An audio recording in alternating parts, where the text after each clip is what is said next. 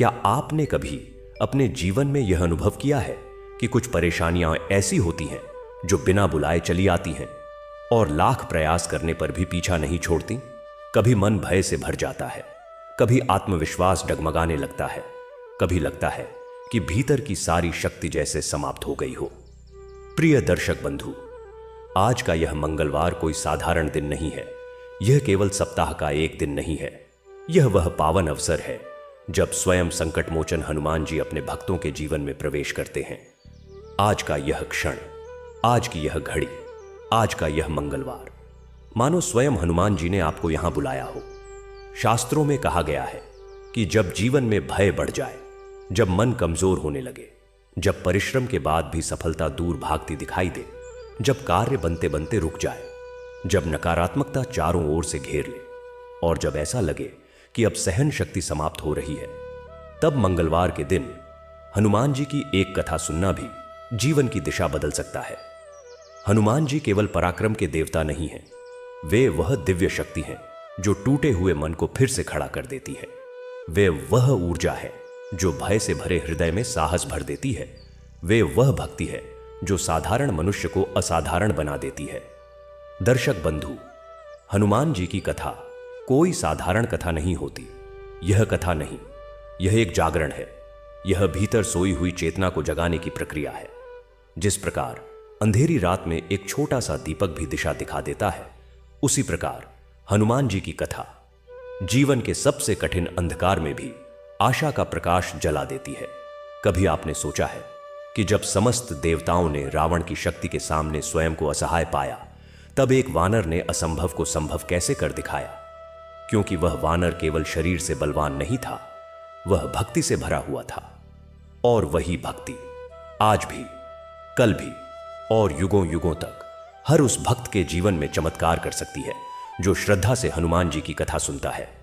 दर्शक बंधु, आज जब आप इस मंगलवार के दिन यह कथा सुनने बैठे हैं, तो इसे केवल कानों से मत सुनिए, इसे हृदय से सुनिए। हर शब्द को भीतर उतरने दीजिए, हर भाव को अपने जीवन से जोड़कर देखिए। हो सकता है कथा का कोई एक वाक्य आपके भीतर की टूटी हुई शक्ति को फिर से जोड़ दे। हो सकता है कोई एक प्रसंग आपके जीवन के सबसे बड़े भय को समाप्त कर दे। और हो सकता है कि आज का यह मंगलवार आपके जीवन का वह मोड़ बन जाए जहां से संघर्ष समाप्त होने लगे और विजय का मार्ग आरंभ हो जाए। हनुमान जी को संकट मोचन क्यों कहा गया? क्योंकि वे संकट देखकर पीछे नहीं हटते। वे वहां पहुंचते हैं जहां मनुष्य स्वयं हार मान लेता है। वे वहां शक्ति देते हैं जहां मन टूट चुका होता है। वे वहां मार्ग दिखाते हैं जहां चारों ओर अंधकार ही अंधकार दिखाई देता है। दर्शक बंधु, हमारे शास्त्र कहते हैं, जो व्यक्ति मंगलवार के दिन श्रद्धा और विश्वास के साथ हनुमान जी की कथा सुनता है, उसके जीवन से धीरे धीरे भय, नकारात्मकता, मानसिक दुर्बलता, असफलता और अदृश्य बाधाएं स्वयं हटने लगती हैं। क्योंकि जब राम भक्त हनुमान साथ हों, तो कोई भी शक्ति विरोध में टिक नहीं सकती। हनुमान जी हमें यह सिखाते हैं कि सच्ची शक्ति अहंकार में नहीं, बल्कि समर्पण में होती है। वे सिखाते हैं कि जो स्वयं को प्रभु के चरणों में अर्पित कर देता है, वही वास्तव में अजेय हो जाता है। दर्शक बंधु, आज की यह कथा केवल सुनने के लिए नहीं है, यह अनुभव करने के लिए है। आज की यह कथा आपके भीतर साहस जगाने के लिए है, आपके आत्मबल को पुनः जीवित करने के लिए है। इसलिए मन को शांत कीजिए, अपने भीतर चल रही उथल पुथल को थामिए और यह विश्वास कीजिए कि हनुमान जी की कृपा आपके जीवन में भी उतनी ही सक्रिय हो सकती है जितनी किसी भी महान भक्त के जीवन में हुई है।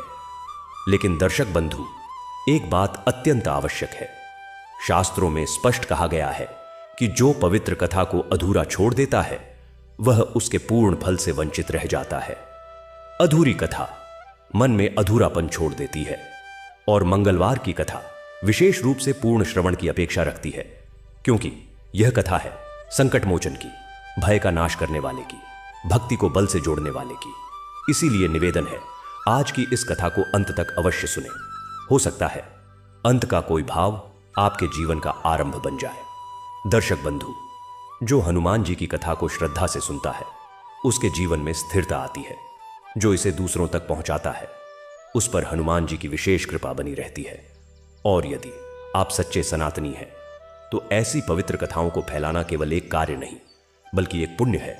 इसलिए इस दिव्य कथा को अपने परिवार तक पहुंचाइए, अपने मित्रों तक पहुंचाइए और उन तक भी पहुंचाइए जो आज भय, दुख और निराशा में घिरे हुए हैं।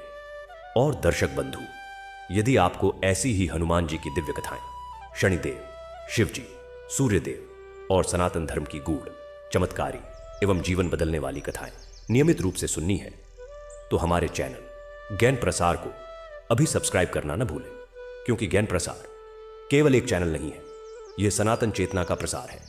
अब आइए हनुमान जी के पावन नाम का स्मरण करते हुए श्रद्धा और विश्वास के साथ इस दिव्य कथा की यात्रा को आरंभ करें।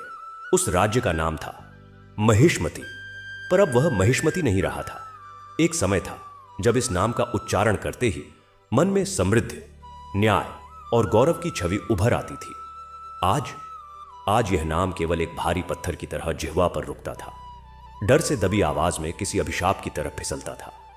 राजधानी के केंद्र में खड़ा राजप्रासाद अब भव्य था, ऊंचा था, सोने और रत्नों से जड़ा हुआ था, पर उसकी भव्यता में एक ठंडक समाई हुई थी, जैसे किसी विशालकाय शव का आभूषणों से सज जाना। उसके ऊंचे ऊंचे शिखर सूर्य के प्रकाश को काटते थे, नीचे की गलियों में एक स्थायी साया बनाए रखते थे, और उस प्रासाद के सबसे भीतरी, सबसे ऊंचे कक्ष में लौह के सिंहासन पर राजा वीरसेन विराजमान था।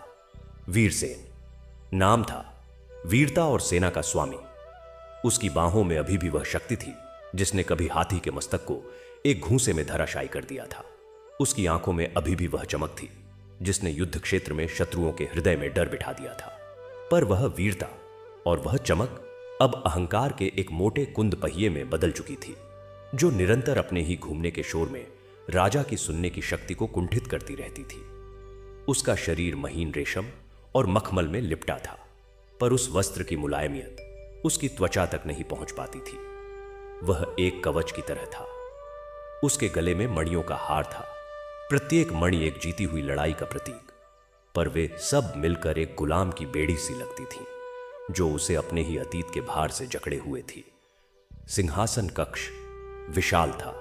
स्तंभों पर उकेरी गई देवमूर्तियों के चेहरे मुड़े हुए थे, या शायद उनकी आंखें हमेशा से बंद थीं। दीवारों पर लटके बैनर गतिहीन थे। हवा का एक कण भी उन्हें हिलाने का साहस नहीं करता था। केवल राजा के सामने धूपदान में जलती हुई अगरबत्ती का धुआं एक सूत की तरह ऊपर उठता था और फिर छत में विलीन हो जाता था, जैसे कोई प्रार्थना बिना सुनी हुई लौट आती है। उस दिन भी सभा लगी हुई थी। सामने खड़े थे राज्य के अमात्य, सेनापति, कोषाध्यक्ष। उनके सिर झुके हुए थे, नजरें जमीन पर गड़ी हुई। उनकी चुप्पी सहमति नहीं थी, वह थी डर की मूक भाषा। कक्ष के द्वार पर पहरेदार लौह वर्म धारण किए खड़े थे। उनके हाथों में भालों की नोकें चमक रही थीं, पर उनकी आंखें भी स्थिर थीं, जैसे जीवित होने का भ्रम देने वाली मूर्तियां हों। राजा की आवाज गूंजी, लौह के टुकड़ों को रगड़ने जैसी। आज की प्रथम समस्या क्या है? एक वृद्ध मंत्री, जिसके सफेद बाल और झुर्रियों से भरा चेहरा अनुभव की बात करता था, पर अब उसकी आंखों में केवल थकान थी, एक कदम आगे बढ़ा। उसका कंपकंपाता हाथ एक पत्र उठाए हुए था। महाराज, दक्षिणी प्रांत के ग्रामों से समाचार है। वहां वर्षा न होने के कारण फसल। राजा ने अपना वाक्य काटा। उसकी भौहें तन गई। मैंने पिछले ही माह उन प्रांतों से कर वसूला था। अकाल का बहाना करके क्या वे राजकोष को ठगना चाहते हैं? परंतु महाराज, वृद्ध की आवाज में एक याचना थी। प्रांताधिकारी लिखते हैं कि लोगों के पास खाने को अन्न नहीं है। वे जड़ें, पत्ते, तो खाएं जड़ें और पत्ते। राजा का स्वर भरी हुई म्यान से निकली तलवार की तरह चमका। क्या मेरी प्रजा इतनी दुर्बल है कि थोड़े से कष्ट को सहन नहीं कर सकती? मेरे राज्य की मिट्टी उगती है तो केवल शक्ति और कर्तव्य। जो उगा नहीं सकता वह खा भी नहीं सकता, यह नियम है। कक्ष में सन्नाटा और गहरा गया। वृद्ध मंत्री का सिर और नीचे झुक गया, जैसे उसकी गर्दन की हड्डी टूट गई हो। उसने पीछे कदम रख लिया, उस पत्र को मुट्ठी में चुपचाप कुचलते हुए। फिर दूसरा मामला आया। एक व्यापारी गिरफ्तार किया गया था।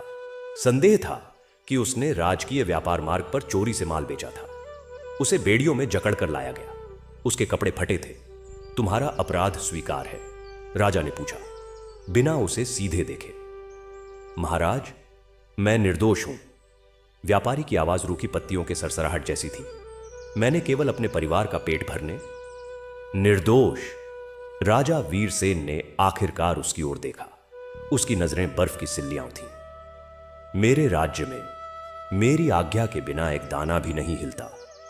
तुम्हारा निर्दोष होना ही तुम्हारा अपराध है, क्योंकि तुमने राजा झा की अवहेलना का साहस किया। उसने एक इशारा किया। पहरेदार आगे बढ़े। इसे कारागार में डाल दो, उसका सारा संपत्ति राजकोष में जमा करो। व्यापारी ने विरोध नहीं किया, न ही रोया। वह बस खाली नजरों से उस लौह सिंहासन को देखता रहा जब तक उसे घसीटकर बाहर नहीं ले जाया गया। उसकी चुप्पी में एक प्रश्न था, एक ऐसा प्रश्न जो कक्ष की हवा में लटक गया पर किसी के कानों तक नहीं पहुंचा। ऐसे ही कई मामले निपटाए गए। एक विद्वान ब्राह्मण जिसने राज्य की नीति पर प्रश्न उठाया था, उसे अपमानित कर बाहर निकलवा दिया गया। एक सैनिक जिसने अपने वेतन में कमी की शिकायत की थी, उसे दंड स्वरूप सीमा के सुदूर चौकी पर भेज दिया गया। प्रत्येक निर्णय तीखा, कठोर और अडिग था। प्रत्येक निर्णय के साथ राजा वीरसेन के चेहरे पर एक संतुष्टि की रेखा उभरती थी, जैसे वह अपनी शक्ति को और पैना कर रहा हो। सभा समाप्त हुई। मंत्रीगण चुपचाप एक एक कर बाहर निकले।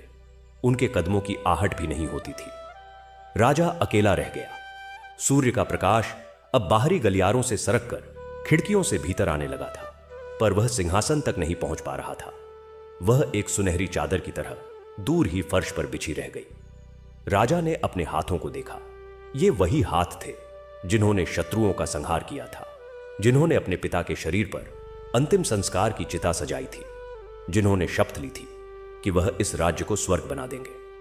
आज ये हाथ केवल आदेश देते थे, दंड देते थे, समाप्त करते थे। उसने एक क्षण के लिए आंखें मूंद ली। क्या था वह स्वर्ग? स्वर्ग वह स्थान था जहां उसकी इच्छा ही नियम थी, जहां उसके शब्द ही सत्य थे, और वह उसे प्राप्त कर चुका था। फिर भी कक्ष की यह ठंडक, यह भारी सन्नाटा, यह धूप का दूर रह जाना। उसने सिर हिलाया। दुर्बलता के यह विचार मन में कहां से आ रहे थे? यह उसकी थकान होगी। उसने दोनों हाथों से सिंहासन के हत्थे पकड़ लिए। लौह की ठंडक ने उसकी हथेलियों में एक सिहरन पैदा की, जो उसे सचेत कर देती थी। वह राजा था, वीरसेन, और महिष्मती उसकी छाया थी, जो उसके प्रकाश के अनुसार ही लंबी या छोटी होगी। बाहर राजप्रासाद के नीचे शहर फैला हुआ था। गलियां सुनसान थीं। जल्दी जल्दी सिमटते कदमों की आवाजें आती थीं। दरवाजे बंद थे। खिड़कियों के पीछे डरी हुई आंखें छिपी थीं। बाजारों में उत्साह नहीं, केवल आवश्यकता की खरीदारी होती थी। मंदिरों के घंटे भी धीमे बजते थे, जैसे देवता भी कोई अप्रिय आवाज न करना चाहते हो। एक झोपड़ी में वह वृद्ध मंत्री बैठा था जिसने फसल की बात की थी। उसकी पत्नी ने उसके सामने भोजन रखा, पर वह नहीं खा रहा था। उसकी नजर दीवार पर टगी एक पुरानी तस्वीर पर थी, जब राजा वीरसेन युवा था और उसके पिता राजा थे। उस युवा के चेहरे पर आशा थी, न कि यह लौह मुखौटा। क्या हो गया है हमारे राज्य को? वृद्ध ने फुसफुसाते हुए कहा, आंखें बंद करके। धर्म कहां सो गया है? उसकी पत्नी ने हाथ जोड़ लिए। मन ही मन एक ऐसे नाम का जाप करने लगी जो अब इस राज्य में प्रतिबंधित था, राम। उसका नाम भी अब गुप्त प्रार्थनाओं में ही रह गया था। और इस प्रकार महिष्मती में अंधकार केवल बाहरी नहीं था, वह भीतर तक रिस चुका था। राजा के हृदय में, प्रजा की आत्मा में, हवा के कण कण में। सिंहासन लौह का था, पर अब वह ठंडा नहीं, बर्फीला होता जा रहा था। और इस बर्फ के बीच अन्याय के बीज अंकुरित हो रहे थे, जिनकी जड़ें पत्थरों को चीरती हुई संपूर्ण राज्य की नींव को हिलाने को तैयार थीं।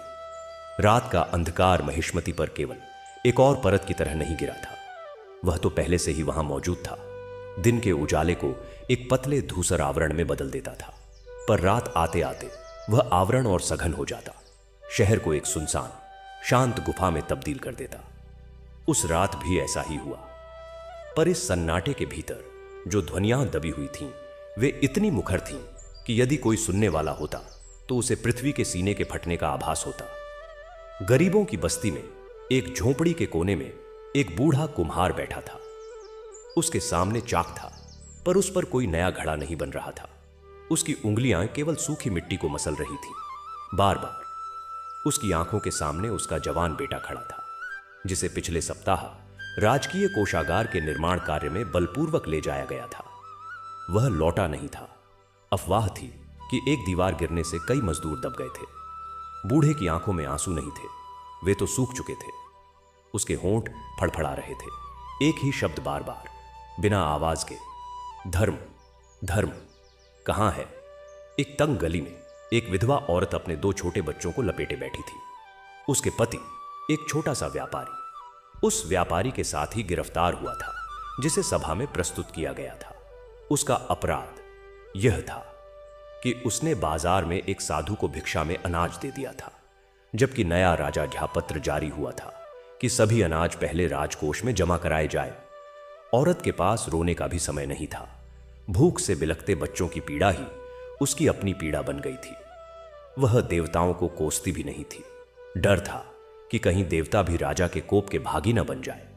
उसकी प्रार्थना केवल इतनी थी, हे भगवान, मेरे बच्चों की रक्षा करो, उन्हें इस अंधकार से बाहर निकालो। शहर के किनारे एक टूटे फूटे मंदिर में एक ब्राह्मण, जो एक समय राज्य के मुख्य पुरोहित हुआ करते थे, अब अपने ही आश्रम में शरणार्थी सा बन गए थे। उनकी पुस्तकें, जिनमें धर्मशास्त्र और नीतिसार भरे थे, अब धूल फांक रही थी। राजा ने कह दिया था कि उनकी पुरानी बातें अब प्रासंगिक नहीं रहीं। उस ब्राह्मण ने आज रात प्रतिज्ञा की थी कि वह उपवास करेंगे, तब तक जब तक धर्म की एक किरण भी इस भूमि पर न दिखाई दे। पर उनके मन में निराशा थी।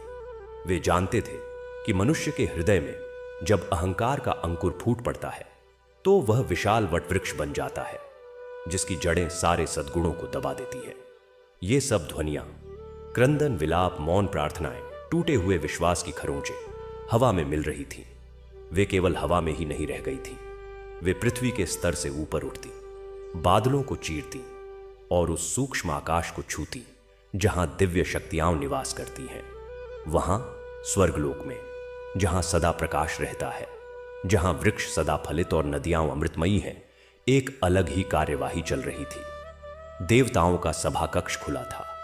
सुनहरे सिंहासनों पर इंद्र, अग्नि, वरुण, यम, कुबेर और अन्य दिक्पाल विराजमान थे। पर आज उनके दिव्य मुखमंडलों पर प्रसन्नता नहीं, एक गंभीर चिंता की रेखाएं थीं। सभा के केंद्र में एक ज्योति प्रकाशमान थी, स्वयं धर्म, जो एक तेजोमय पुरुष के रूप में प्रकट हुए थे। पर आज उनका तेज मंद पड़ गया था, जैसे किसी धुएं के बादल ने उन्हें ढक लिया हो। धर्म की आवाज गूंजी, जिसमें एक दर्द था जो देवताओं के हृदय को झकझोर गया। देवगण, पृथ्वी पर महिष्मति में मेरे प्राण संकट में है। राजा वीरसेन, जिसे मैंने स्वयं राजधर्म का ज्ञान दिया था, आज उसी का घोर अपराधी बन बैठा है। न्याय लुप्त है, दया मर गई है, सत्य की आवाज कारागार की दीवारों में दब गई है। मेरे सिद्धांत सत्य, अहिंसा, अपरिग्रह, शौच धूल में मिल रहे हैं। प्रजा का विलाप और उसकी निराशा मुझे कंपा रही है। यदि राजा, जो मेरा सबसे बड़ा प्रतीक है, ही मुझे रौंद देगा, तो मानवलोक में मेरा अस्तित्व ही समाप्त हो जाएगा। इंद्र ने अपने वज्र को मजबूती से पकड़ लिया। धर्म, तुम्हारी पीड़ा हम सबकी पीड़ा है। हम देख रहे हैं, महिष्मति से उठने वाला दुख का धुआं स्वर्ग के वातावरण को भी विषाक्त कर रहा है। यज्ञों की अग्नि सुस्त पड़ रही है, क्योंकि पृथ्वी से सच्ची भक्ति की आहुतियां यानी बंद हो गई हैं। यमराज, जिनके हाथ में जीवन और मृत्यु का लेखा जोखा रहता है, बोले, वीरसेन के कर्मफल का लेखा बहुत भारी हो गया है। उसकी आयु अभी शेष है, पर उसके कर्मों ने एक ऐसा अंधकार पैदा कर दिया है जो केवल उसके लिए ही नहीं, बल्कि पूरे राज्य के लिए दुखदायी है। क्या हमें हस्तक्षेप करना चाहिए? अग्निदेव की ज्वालाएं क्षण भर के लिए प्रचंड हो उठी। एक बिजली का वज्र ही इस अहंकार के पर्वत को भस्म कर सकता है। पर शांत स्वर वरुण देव का था। हिंसा से हिंसा का अंत नहीं होता अग्निदेव। वीरसेन एक राजा है, उसकी शक्ति उसके पद से आती है, जिसे हमने ही प्रदान किया है। हमारा हस्तक्षेप सीधा होगा तो मानवलोक में स्वतंत्र इच्छा और कर्म के सिद्धांत को ठेस पहुंचेगी। तभी सभा के एक कोने से एक कोमल किंतु दृढ़ प्रकाश फैलने लगा। वहां बैठी थीं माता लक्ष्मी, धन, और समृद्धि की अधिष्ठात्री। उनके नेत्रों में करुणा थी। मेरा वास तो उन्हीं के हृदय में होता है जहां धर्म का निवास हो। महिष्मती से मेरी शक्ति विदा हो रही है। वहां केवल खाली कोषागार और खोखली समृद्धि का दिखावा बचा है। यह देखकर मुझे बहुत पीड़ा होती है। विचार विमर्श चलता रहा। कोई आसान उत्तर नहीं था। देवता शक्तिशाली थे, पर वे मनुष्य की स्वतंत्र इच्छा को नष्ट नहीं कर सकते थे।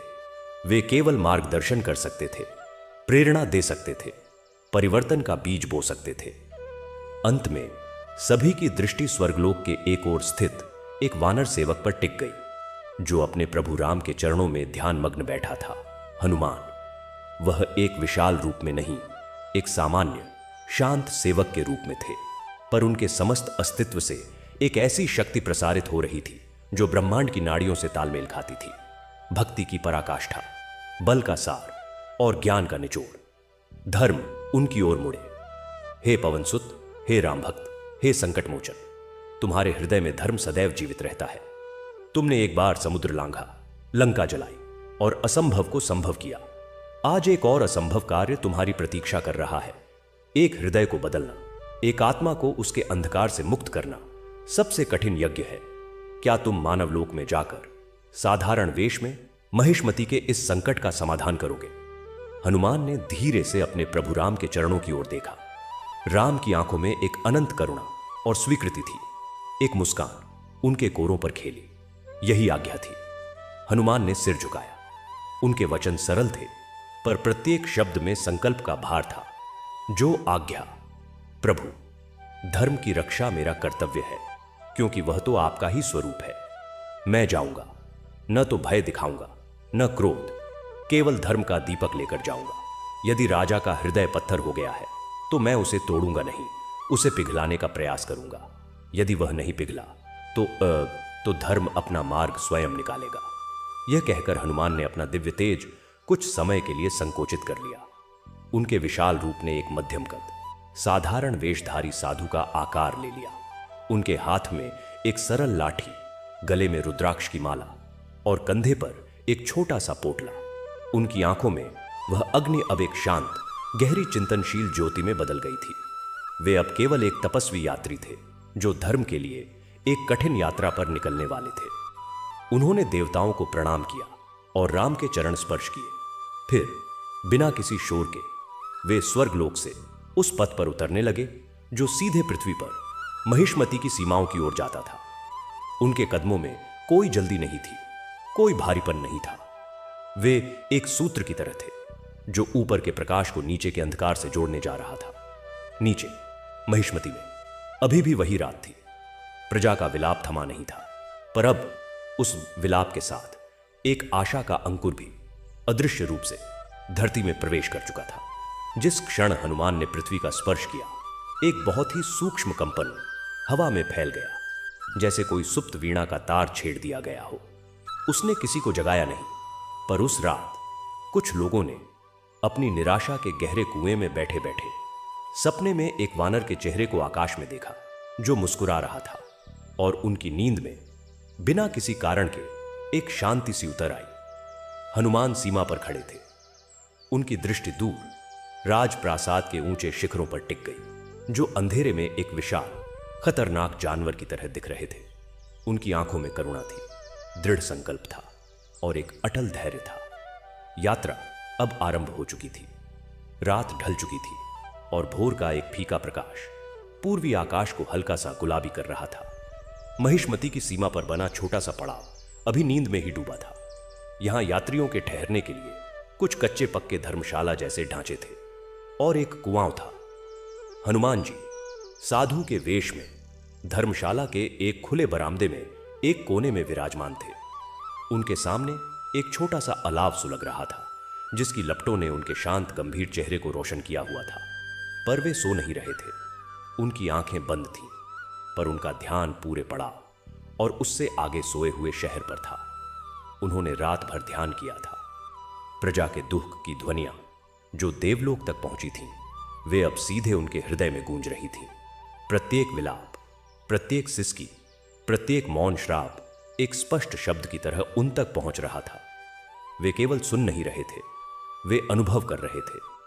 उस बूढ़े कुम्हार की उंगलियों में मिट्टी के सूखेपन का एहसास, उस विधवा के हृदय में बच्चों की भूख से उठने वाली चीख, उस ब्राह्मण की आत्मा में धर्म के प्रति आकांक्षा की टीस, यह सब उनके भीतर एक जीवित दृश्य की तरह घटित हो रहा था।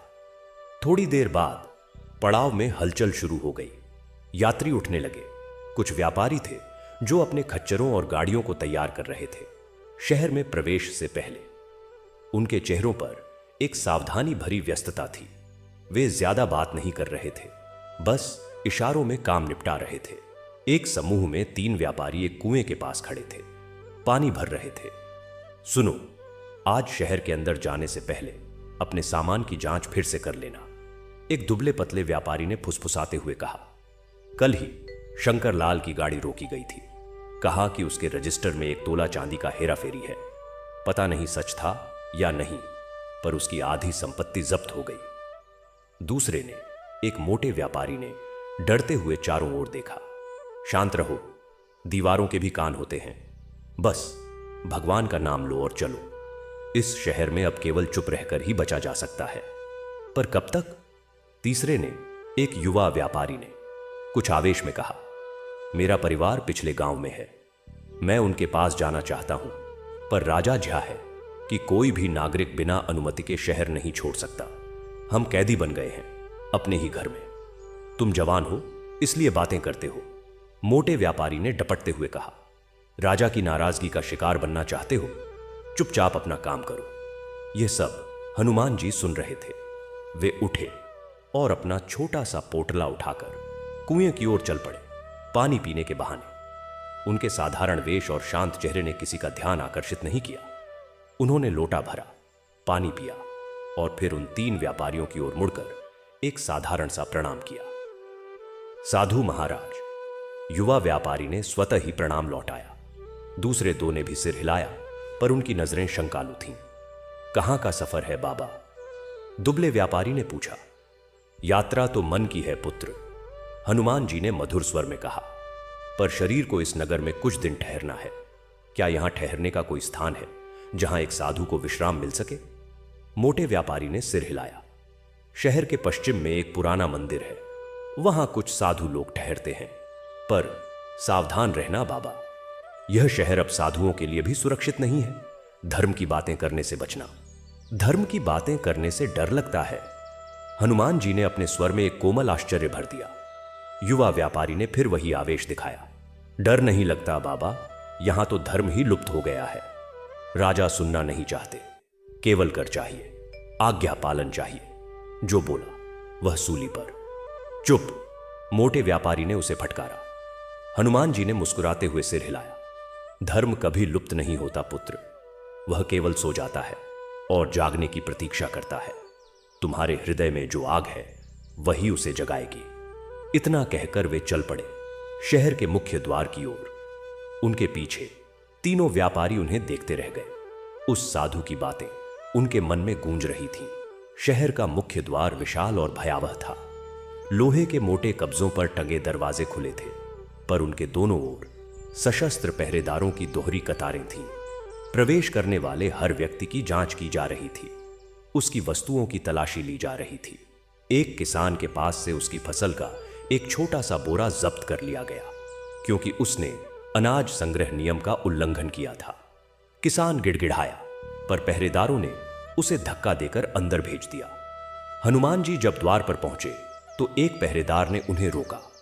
रुको साधु, कहां से आए हो, क्या लाए हो? मैं दक्षिण के जंगलों से आया हूं, हनुमान जी ने विनम्रता से कहा। मेरे पास यह लाठी है, यह पोटला है जिसमें कुछ जड़ी बूटियां हैं, और यह कमंडल। पहरेदार ने पोटला खोला, उलट पुलट कर देखा। सचमुच केवल कुछ सूखी जड़ियां और एक कंबल था। उसने नाक सिकोड़ी। इस नगर में साधुओं का कोई सम्मान नहीं है। याद रखना, भीख नहीं मांगना, लोगों को उपदेश नहीं देना, नहीं तो कारागार की हवा खानी पड़ेगी। मैं केवल विश्राम करना चाहता हूं, हनुमान जी ने कहा। पहरेदार ने उन्हें अंदर जाने दिया। शहर के अंदर का दृश्य और भी मार्मिक था। गलियां साफ थीं, पर उनमें जीवन नहीं था। दुकानें खुली थीं, पर ग्राहक बहुत कम थे। लोग एक दूसरे से आंख नहीं मिला रहे थे। बच्चे भी नहीं खेल रहे थे, वे अपनी माताओं की चुन्नट पकड़े शांत चलते थे। हवा में एकदम घुटने वाली शांति थी। हनुमान जी धीरे धीरे चलते रहे। उनकी दृष्टि हर छोटी बड़ी चीज पर टिकती थी। एक दुकान के सामने एक बूढ़ा अपनी चारपाई पर बैठा था और उसकी आंखें खाली थीं।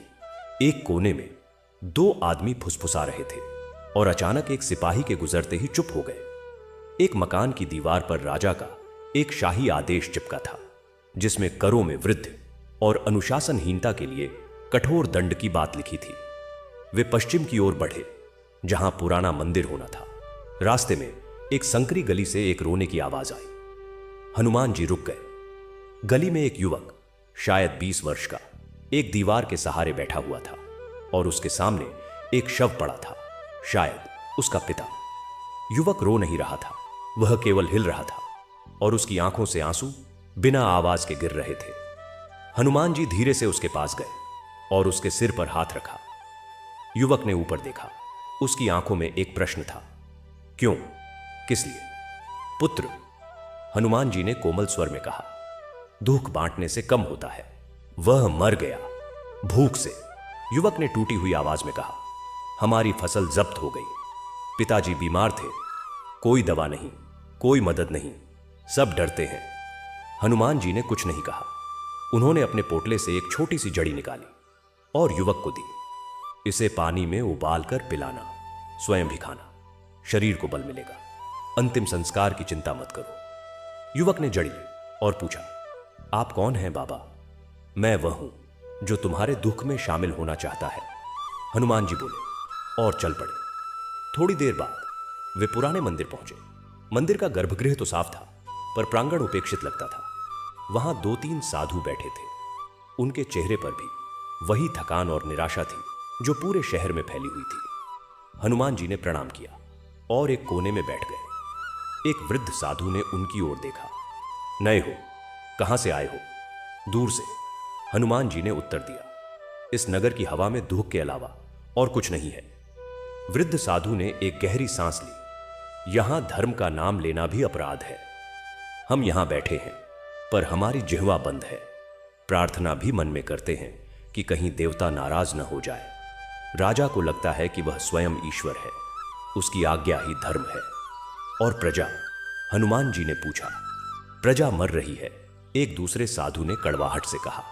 धीरे धीरे, चुपचाप, कोई विद्रोह नहीं करता, क्योंकि डर ने उनकी रीढ़ तोड़ दी है। हनुमान जी ने आंखें बंद कर ली। उन्होंने अपनी इंद्रियों को और तीव्र किया। उन्होंने महसूस किया राजप्रासाद से निकलने वाली अहंकार की कंपन, जो हवा में एक विषैली लहर की तरह फैल रही थी। उन्होंने महसूस किया हर घर में छिपा हुआ भय, जो एक जीवित प्राणी की तरह सांस ले रहा था। और उन्होंने महसूस किया कुछ हृदयों में बहुत गहरे दबा हुआ अभी भी धर्म की एक चिंगारी, जो बुझी नहीं थी, केवल दबा दी गई थी। उन्होंने निश्चय किया, यहां रहकर और देखकर और समझकर ही वे उस अहंकार के किले में प्रवेश करने के लिए तैयार होंगे। उन्हें राजा से मिलना था, पर उससे पहले उन्हें राज्य की पूरी पीड़ा को अपने भीतर समा लेना था, ताकि जब वे बोलें तो केवल वे न बोलें, बल्कि संपूर्ण महिष्मति की कराहट उनकी वाणी में गूंजे। शाम होने लगी। मंदिर में दीपक जला। हनुमान जी अभी भी उसी कोने में बैठे थे, ध्यानमग्न। बाहर शहर फिर से अंधकार में डूबने लगा, पर आज उस अंधकार में एक नई उपस्थिति थी। एक ऐसी उपस्थिति जो डरती नहीं थी, जो देख रही थी और जो प्रतीक्षा कर रही थी। प्रजा की करुण पुकार और देवताओं की चिंता अब एक साकार रूप में, एक साधु के वेश में उनकी बस्तियों में ही विराजमान थी। और रात जितनी गहरी होती, उतना ही स्पष्ट होता जा रहा था कि यह कोई साधारण साधु नहीं था। यह तो एक प्रतीक्षा थी, एक परिवर्तन की पूर्व संध्या। राजसभा के विशाल कक्ष में हवा जमी हुई सी थी, हालांकि बाहर धूप तेज थी। सिंहासन पर बैठे वीरसेन के सामने उस दिन की सभा चल रही थी। सेनापति सीमा पर हुई एक छोटी झड़प की रिपोर्ट दे रहा था। कोषाध्यक्ष नए करों के संग्रह का लेखा जोखा पेश कर रहा था। राजा की प्रतिक्रियाएं संक्षिप्त, तीखी और निर्णयात्मक थीं। हां या ना, दंड या पुरस्कार। उसकी दुनिया काले और सफेद में बटी हुई थी और उसमें भूरे रंग के लिए कोई स्थान नहीं था। तभी द्वार पर खड़े प्रहरियों में एक सूक्ष्म हलचल हुई। एक सिपाही ने अंदर आकर एक संदेशवाहक को संकेत दिया और वह सावधानी से आगे बढ़ा। सिंहासन के पास खड़े मुख्य द्वारपाल के कान में कुछ कहा। द्वारपाल के चेहरे पर एक क्षण का संशय दौड़ा। फिर वह आगे बढ़ा और राजा के सिंहासन के निकट झुककर बोला, महाराज, प्रांगण में एक साधु खड़े हैं। वे दर्शन की इच्छा रखते हैं। वीरसेन की भौहें तन गई। साधु, इस समय सभा चल रही है, उन्हें जाने दो या प्रतीक्षा करने को कहो। महाराज, वे कहते हैं कि उनके पास राज्य के कल्याण के लिए एक संदेश है। द्वारपाल ने डरते डरते कहा। उनका व्यवहार अति शांत और विनम्र है, पर उनकी उपस्थिति में एक अद्भुत गरिमा है। यह शब्द गरिमा राजा के कानों में एक विचित्र सी घंटी की तरह बजा। उसकी उत्सुकता, जो अहंकार से मिली जुली थी, जाग उठी। कोई साधु उसके सम्मुख गरिमा दिखाने का साहस कर रहा था। उसने अपने चारों ओर देखा। मंत्री, सैनिक, दरबारी सब उसकी एक इशारे की प्रतीक्षा में थे। उसने सोचा, एक विराम भी अच्छा रहेगा। एक साधु को उपदेश देते हुए सुनना और फिर उसे उसकी सीमा का एहसास कराना। इससे उसकी शक्ति का प्रदर्शन भी होगा। ठीक है, वीरसेन ने कहा, एक हाथ उठाकर। उन्हें अंदर लाओ। देखते हैं इस गरिमावान साधु के पास हमारे लिए क्या संदेश है। आदेश मिलते ही द्वारपाल ने संकेत दिया। कक्ष के विशाल दरवाजे खुले और उनके बीच से हनुमान जी प्रवेश किए। वे वहीं साधारण वेश थे। एक सादा काशाय वस्त्र, कंधे पर पोटला, हाथ में लाठी। उनके चेहरे पर न तो राजसभा के भव्यता से प्रभावित होने का भाव था, न ही डर का। वे शांत थे, जैसे किसी शांत झील की सतह जो आकाश को भी बिना किसी विकृति के दर्शाती है। वे धीरे धीरे चलते हुए सभा के केंद्र तक आए, जहां से सिंहासन कुछ ही गज की दूरी पर था। उन्होंने किसी की ओर नहीं देखा, पर उनकी उपस्थिति ने सभी का ध्यान खींच लिया था।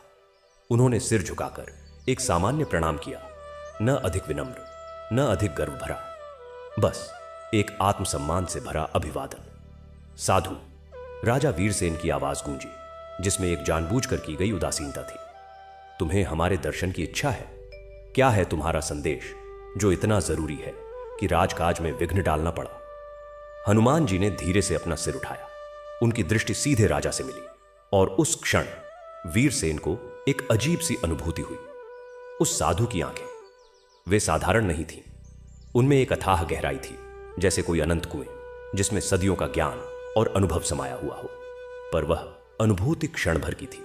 राजा ने अपने आप को समेटा। महाराज, हनुमान जी का स्वर मधुर था, पर उसमें एक ऐसी स्पष्टता थी जो सभा के कोने कोने तक पहुंच रही थी। मेरा संदेश सरल है, पर उसे सुनने के लिए कानों की नहीं, हृदय की आवश्यकता होगी। सभा में एक सनसनी सी दौड़ गई। कोई इतनी सीधी बात कहने का साहस कर रहा था?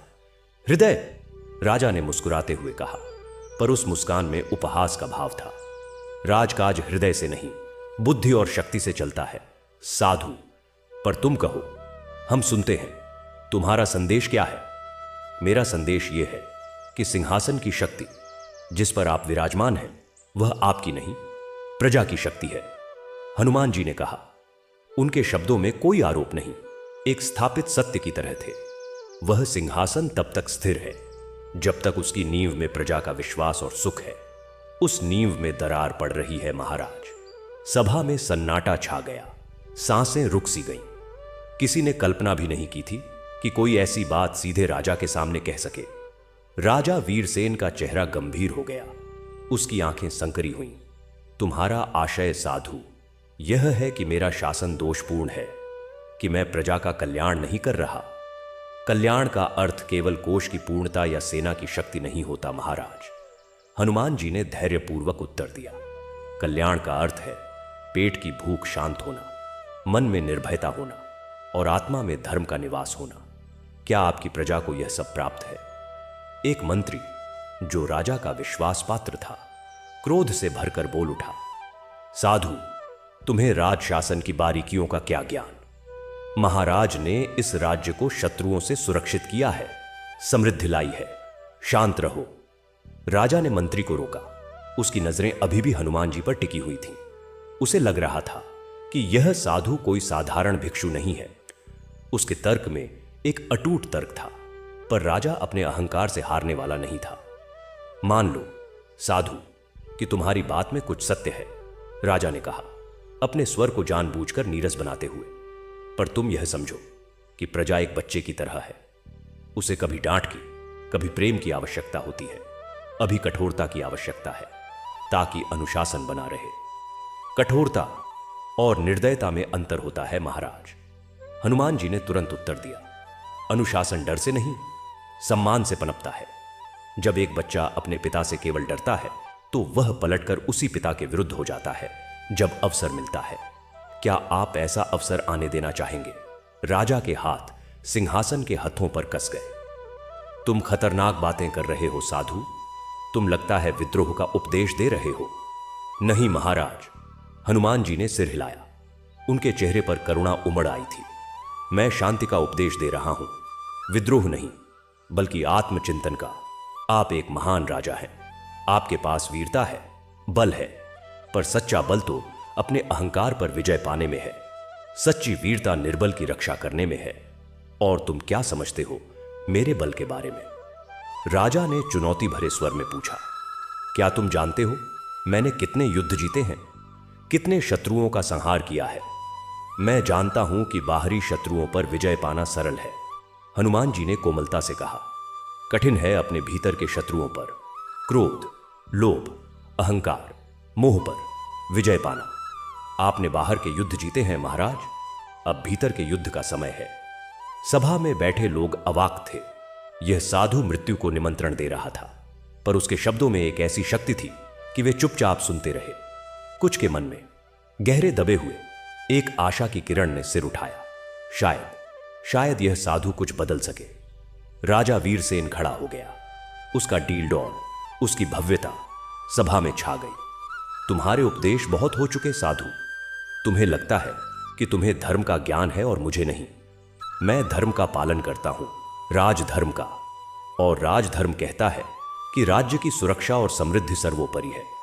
प्रजा के लिए कठोर निर्णय भी कभी कभी आवश्यक होते हैं। राजधर्म की पहली शर्त प्रजा का हित है महाराज। हनुमान जी ने अविचलित रहते हुए कहा, क्या कभी आपने स्वयं जाकर देखा है कि आपकी प्रजा कैसे जी रही है? क्या आपने उनकी आंखों में छिपे भय को देखा है? क्या आपने उनके बच्चों की भूख से चिल्लाती चुप्पी सुनी है? पर्याप्त! राजा की आवाज गरज उठी।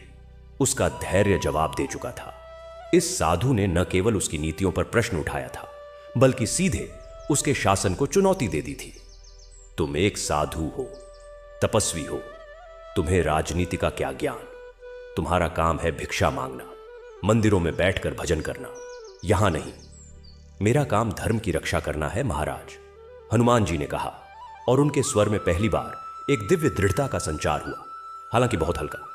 और धर्म कहीं भी, किसी भी रूप में संकट में हो, मेरा कर्तव्य है उसकी ओर ध्यान दिलाना। राजा हंसा, एक कड़वी खोखली हंसी। तो तुम धर्म के रक्षक हो? अच्छा है, पर इस राज्य का धर्म मैं हूं। मेरी आज्ञा ही यहां का नियम है। और मेरी आज्ञा है कि तुम्हें यह सभा छोड़कर चले जाना चाहिए, इससे पहले कि मैं क्रोधित हूं। हनुमान जी ने एक क्षण के लिए आंखें बंद की। उन्होंने देखा राजा के हृदय में अहंकार की मोटी परत जो उसकी समझ को ढक रही थी। उन्होंने देखा सभा में बैठे लोगों के मन में उमड़ते भय और आशा के मिश्रित भाव। उन्होंने देखा बाहर शहर में वह युवक जिसके पिता की मृत्यु हुई थी, वह विधवा, वह बूढ़ा कुम्हार। सबकी आंखें इसी सभा की ओर टिकी हुई थीं। बिना देखे ही उन्होंने फिर से आंखें खोली। महाराज, मैं चला जाऊंगा, पर जाने से पहले मैं आपको एक प्रश्न पूछता हूं, एक कहानी सुनाता हूं। राजा ने असमंजस में आकर सिर हिलाया, पर उसने विरोध नहीं किया। उसका मन इस साधु की निडरता से विस्मित था। प्रश्न यह है, यदि एक वृक्ष की जड़ें सूखने लगें तो बुद्धिमान माली उसकी शाखाएं काटता है या जड़ों में पानी डालता है? हनुमान जी ने पूछा। राजा चिढ़ गया। यह तो बच्चों का प्रश्न है। जड़ों में पानी डालता है ताकि वृक्ष फिर हरा भरा हो जाए। सही उत्तर, हनुमान जी ने कहा। पर आपका राज्य उस वृक्ष की तरह है महाराज। प्रजा उसकी जड़ें हैं, और जब जड़ें सूख रही हैं तो आप शाखाएं काट रहे हैं, कर बढ़ा रहे हैं, दंड दे रहे हैं, भय फैला रहे हैं। जड़ों को पानी दीजिए, दया दीजिए, न्याय दीजिए, प्रेम दीजिए। इससे पहले कि राजा कुछ कहता, हनुमान जी ने कहानी शुरू की। एक समय की बात है, एक विशाल बरगद का पेड़ था। उसकी शाखाएं इतनी फैली हुई थीं कि मीलों तक छाया करती थीं। पक्षी उसमें घोंसले बनाते, यात्री उसकी छाया में विश्राम करते।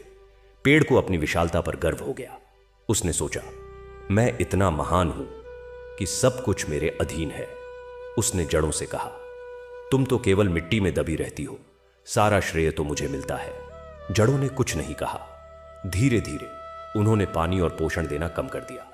पेड़ की शाखाएं सूखने लगी, पत्ते झड़ने लगे, पक्षी चले गए, यात्रियों ने दूसरे रास्ते ढूंढ लिए। अंत में वह विशाल बरगद का पेड़ खोखला होकर गिर पड़ा। उसकी महानता का अंत हो गया। कहानी समाप्त हुई। सभा में निस्तब्धता थी। राजा वीरसेन का चेहरा लाल हो गया था। यह साधु उसे एक पेड़ की कहानी सुना रहा था। उसके गर्व को ठेस पहुंची थी। वह खड़ा रहा, उसकी मुट्ठियां बंधी हुई थीं।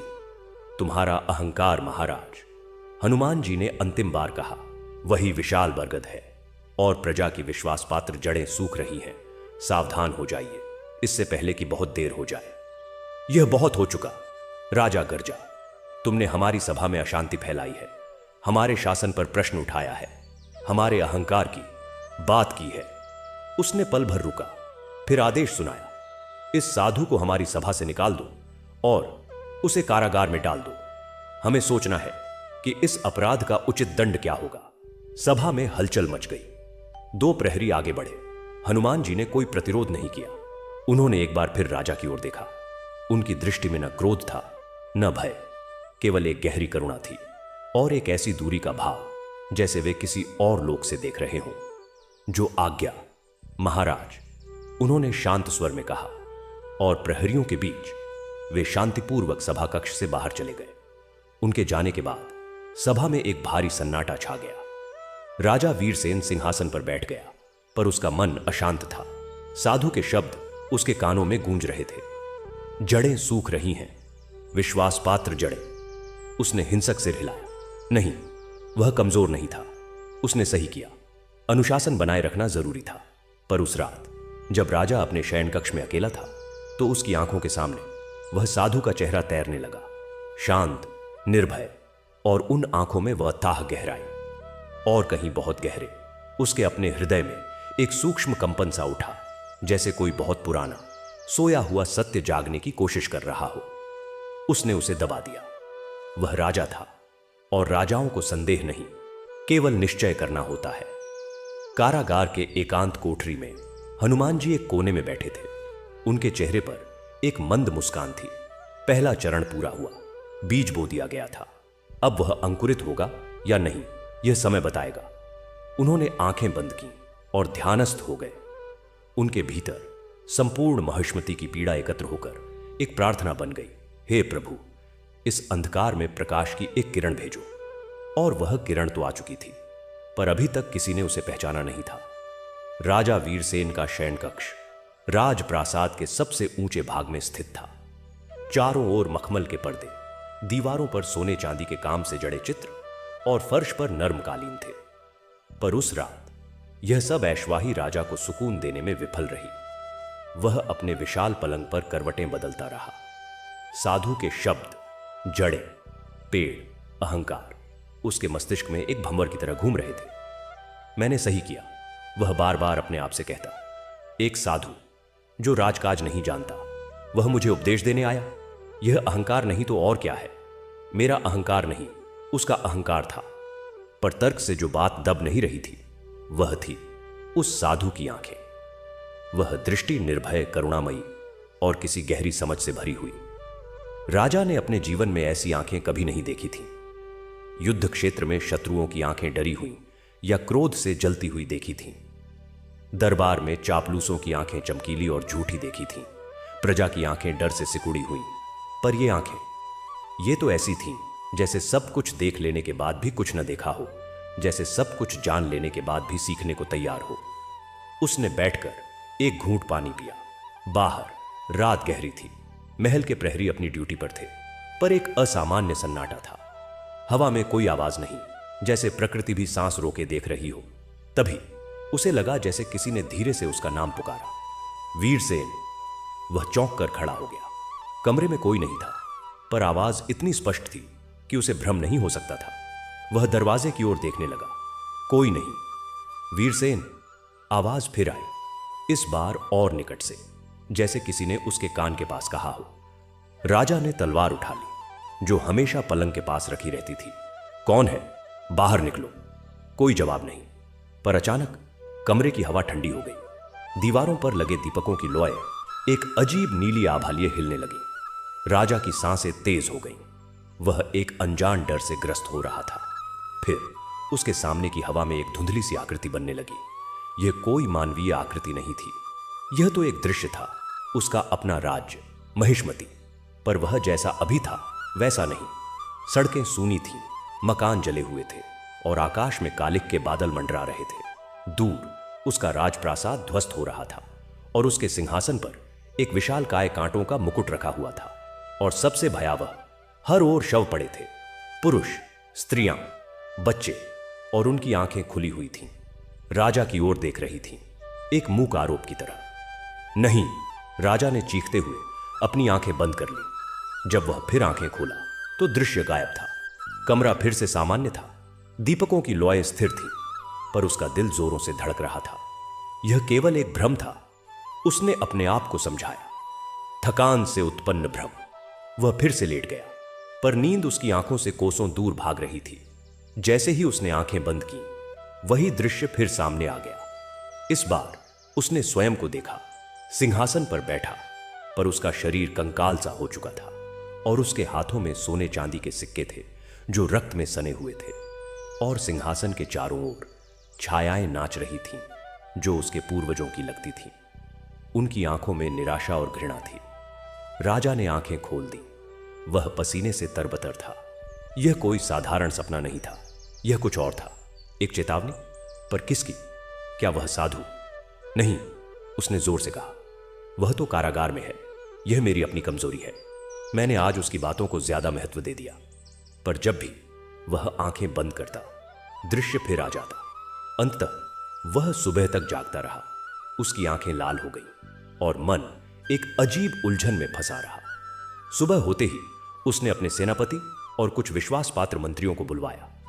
उसने रात के अनुभव के बारे में कुछ नहीं बताया, पर उसके चेहरे की थकान और बेचैनी स्पष्ट थी। महाराज, आप स्वस्थ नहीं लग रहे, एक मंत्री ने चिंतित स्वर में कहा। मैं ठीक हूं, राजा ने झल्लाकर कहा। उस साधु के बारे में क्या किया? कारागार में है ना? हां महाराज, सेनापति ने कहा। वह बिल्कुल शांत है, न कुछ मांगता है न कुछ बोलता है, बस एक कोने में बैठकर ध्यानमग्न रहता है। ध्यान, राजा ने व्यंग्यात्मक स्वर में कहा। शायद वह अपने अगले उपदेश की योजना बना रहा है। उस पर राजद्रोह का मुकदमा चलाया जाए, न्यायालय में पेश किया जाए और उचित दंड दिया जाए। मंत्रियों ने एक दूसरे की ओर देखा। एक वृद्ध मंत्री, जो राजा के पिता के समय से था, ने साहस करके कहा, महाराज, वह एक साधु है। उसे दंड देने से प्रजा में असंतोष फैल सकता है। शायद उसे केवल राज्य से निर्वासित कर देना ही उचित। नहीं, राजा ने गर्जना की। उसने सीधे मुझे, राजा को, चुनौती दी है। यदि मैं उसे क्षमा कर देता हूं तो कोई भी आकर मेरा अपमान करने का साहस करेगा। नहीं, उसे दंड मिलना ही चाहिए, और कठोर दंड। वृद्ध मंत्री ने सिर झुका लिया, पर उसकी आंखों में पीड़ा थी। वह जानता था कि यह गलत था, पर राजा की आज्ञा के विरुद्ध जाने का साहस उसमें नहीं था। उसी दिन दोपहर राजा ने फिर से साधु को अपने सामने पेश करने का आदेश दिया। वह चाहता था कि साधु को अपनी गलती का एहसास हो और वह माफी मांगे। शायद तब वह उसे हल्का दंड देकर छोड़ दे। कारागार से हनुमान जी को फिर सभा कक्ष में लाया गया। उनके वस्त्र थोड़े मैले थे, पर उनके चेहरे की शांति और आंखों की चमक वैसी ही थी। उन्होंने आते ही सभा में मौजूद सभी लोगों पर एक दृष्टि डाली और फिर राजा की ओर देखा। साधु, राजा ने कहा, अपने स्वर में जानबूझकर एक रौब भरा, क्या तुम्हें अपने कल के व्यवहार पर पश्चाताप है? हनुमान जी ने मुस्कुराते हुए सिर हिलाया। महाराज, जो सत्य है उसे कहने पर पश्चाताप नहीं होता। राजा का चेहरा क्रोध से तमतमा उठा। तो तुम अभी भी यही मानते हो कि मेरा शासन दोषपूर्ण है, कि मैं प्रजा का कल्याण नहीं कर रहा? मैं वही मानता हूं जो मैंने देखा है महाराज। हनुमान जी ने कोमलता से कहा, क्या आपने स्वयं प्रजा की दशा देखी है या केवल अपने मंत्रियों की रिपोर्टों पर भरोसा करते हैं? मैं राजा हूं, वीरसेन ने गर्व से कहा। मुझे सब कुछ स्वयं देखने की आवश्यकता नहीं। मेरे अधिकारी हैं, मंत्री हैं, जो मुझे सब सूचित करते हैं। और यदि वे अधिकारी आपको सच न बताए? हनुमान जी ने पूछा। यदि वे डर के मारे केवल वही बताए जो आप सुनना चाहते हैं। यह सुनकर कुछ मंत्रियों के चेहरे पीले पड़ गए। राजा ने उनकी ओर देखा और उसके मन में एक शंका कौंधी, पर उसने उसे दबा दिया। उसे अपने अधिकारियों पर विश्वास था। या था। तुम बहुत दूर चले जा रहे हो साधु, राजा ने कहा। तुम न केवल मेरा बल्कि मेरे पूरे शासन तंत्र का अपमान कर रहे हो। मैं अपमान नहीं, सत्य कह रहा हूं महाराज, हनुमान जी ने कहा। और सत्य कभी कभी कड़वा होता है, पर उसे निगल लेना ही बुद्धिमानी है। राजा ने सिंहासन के हत्थे पकड़ लिए। उसकी नजरें साधु पर जमी हुई थीं।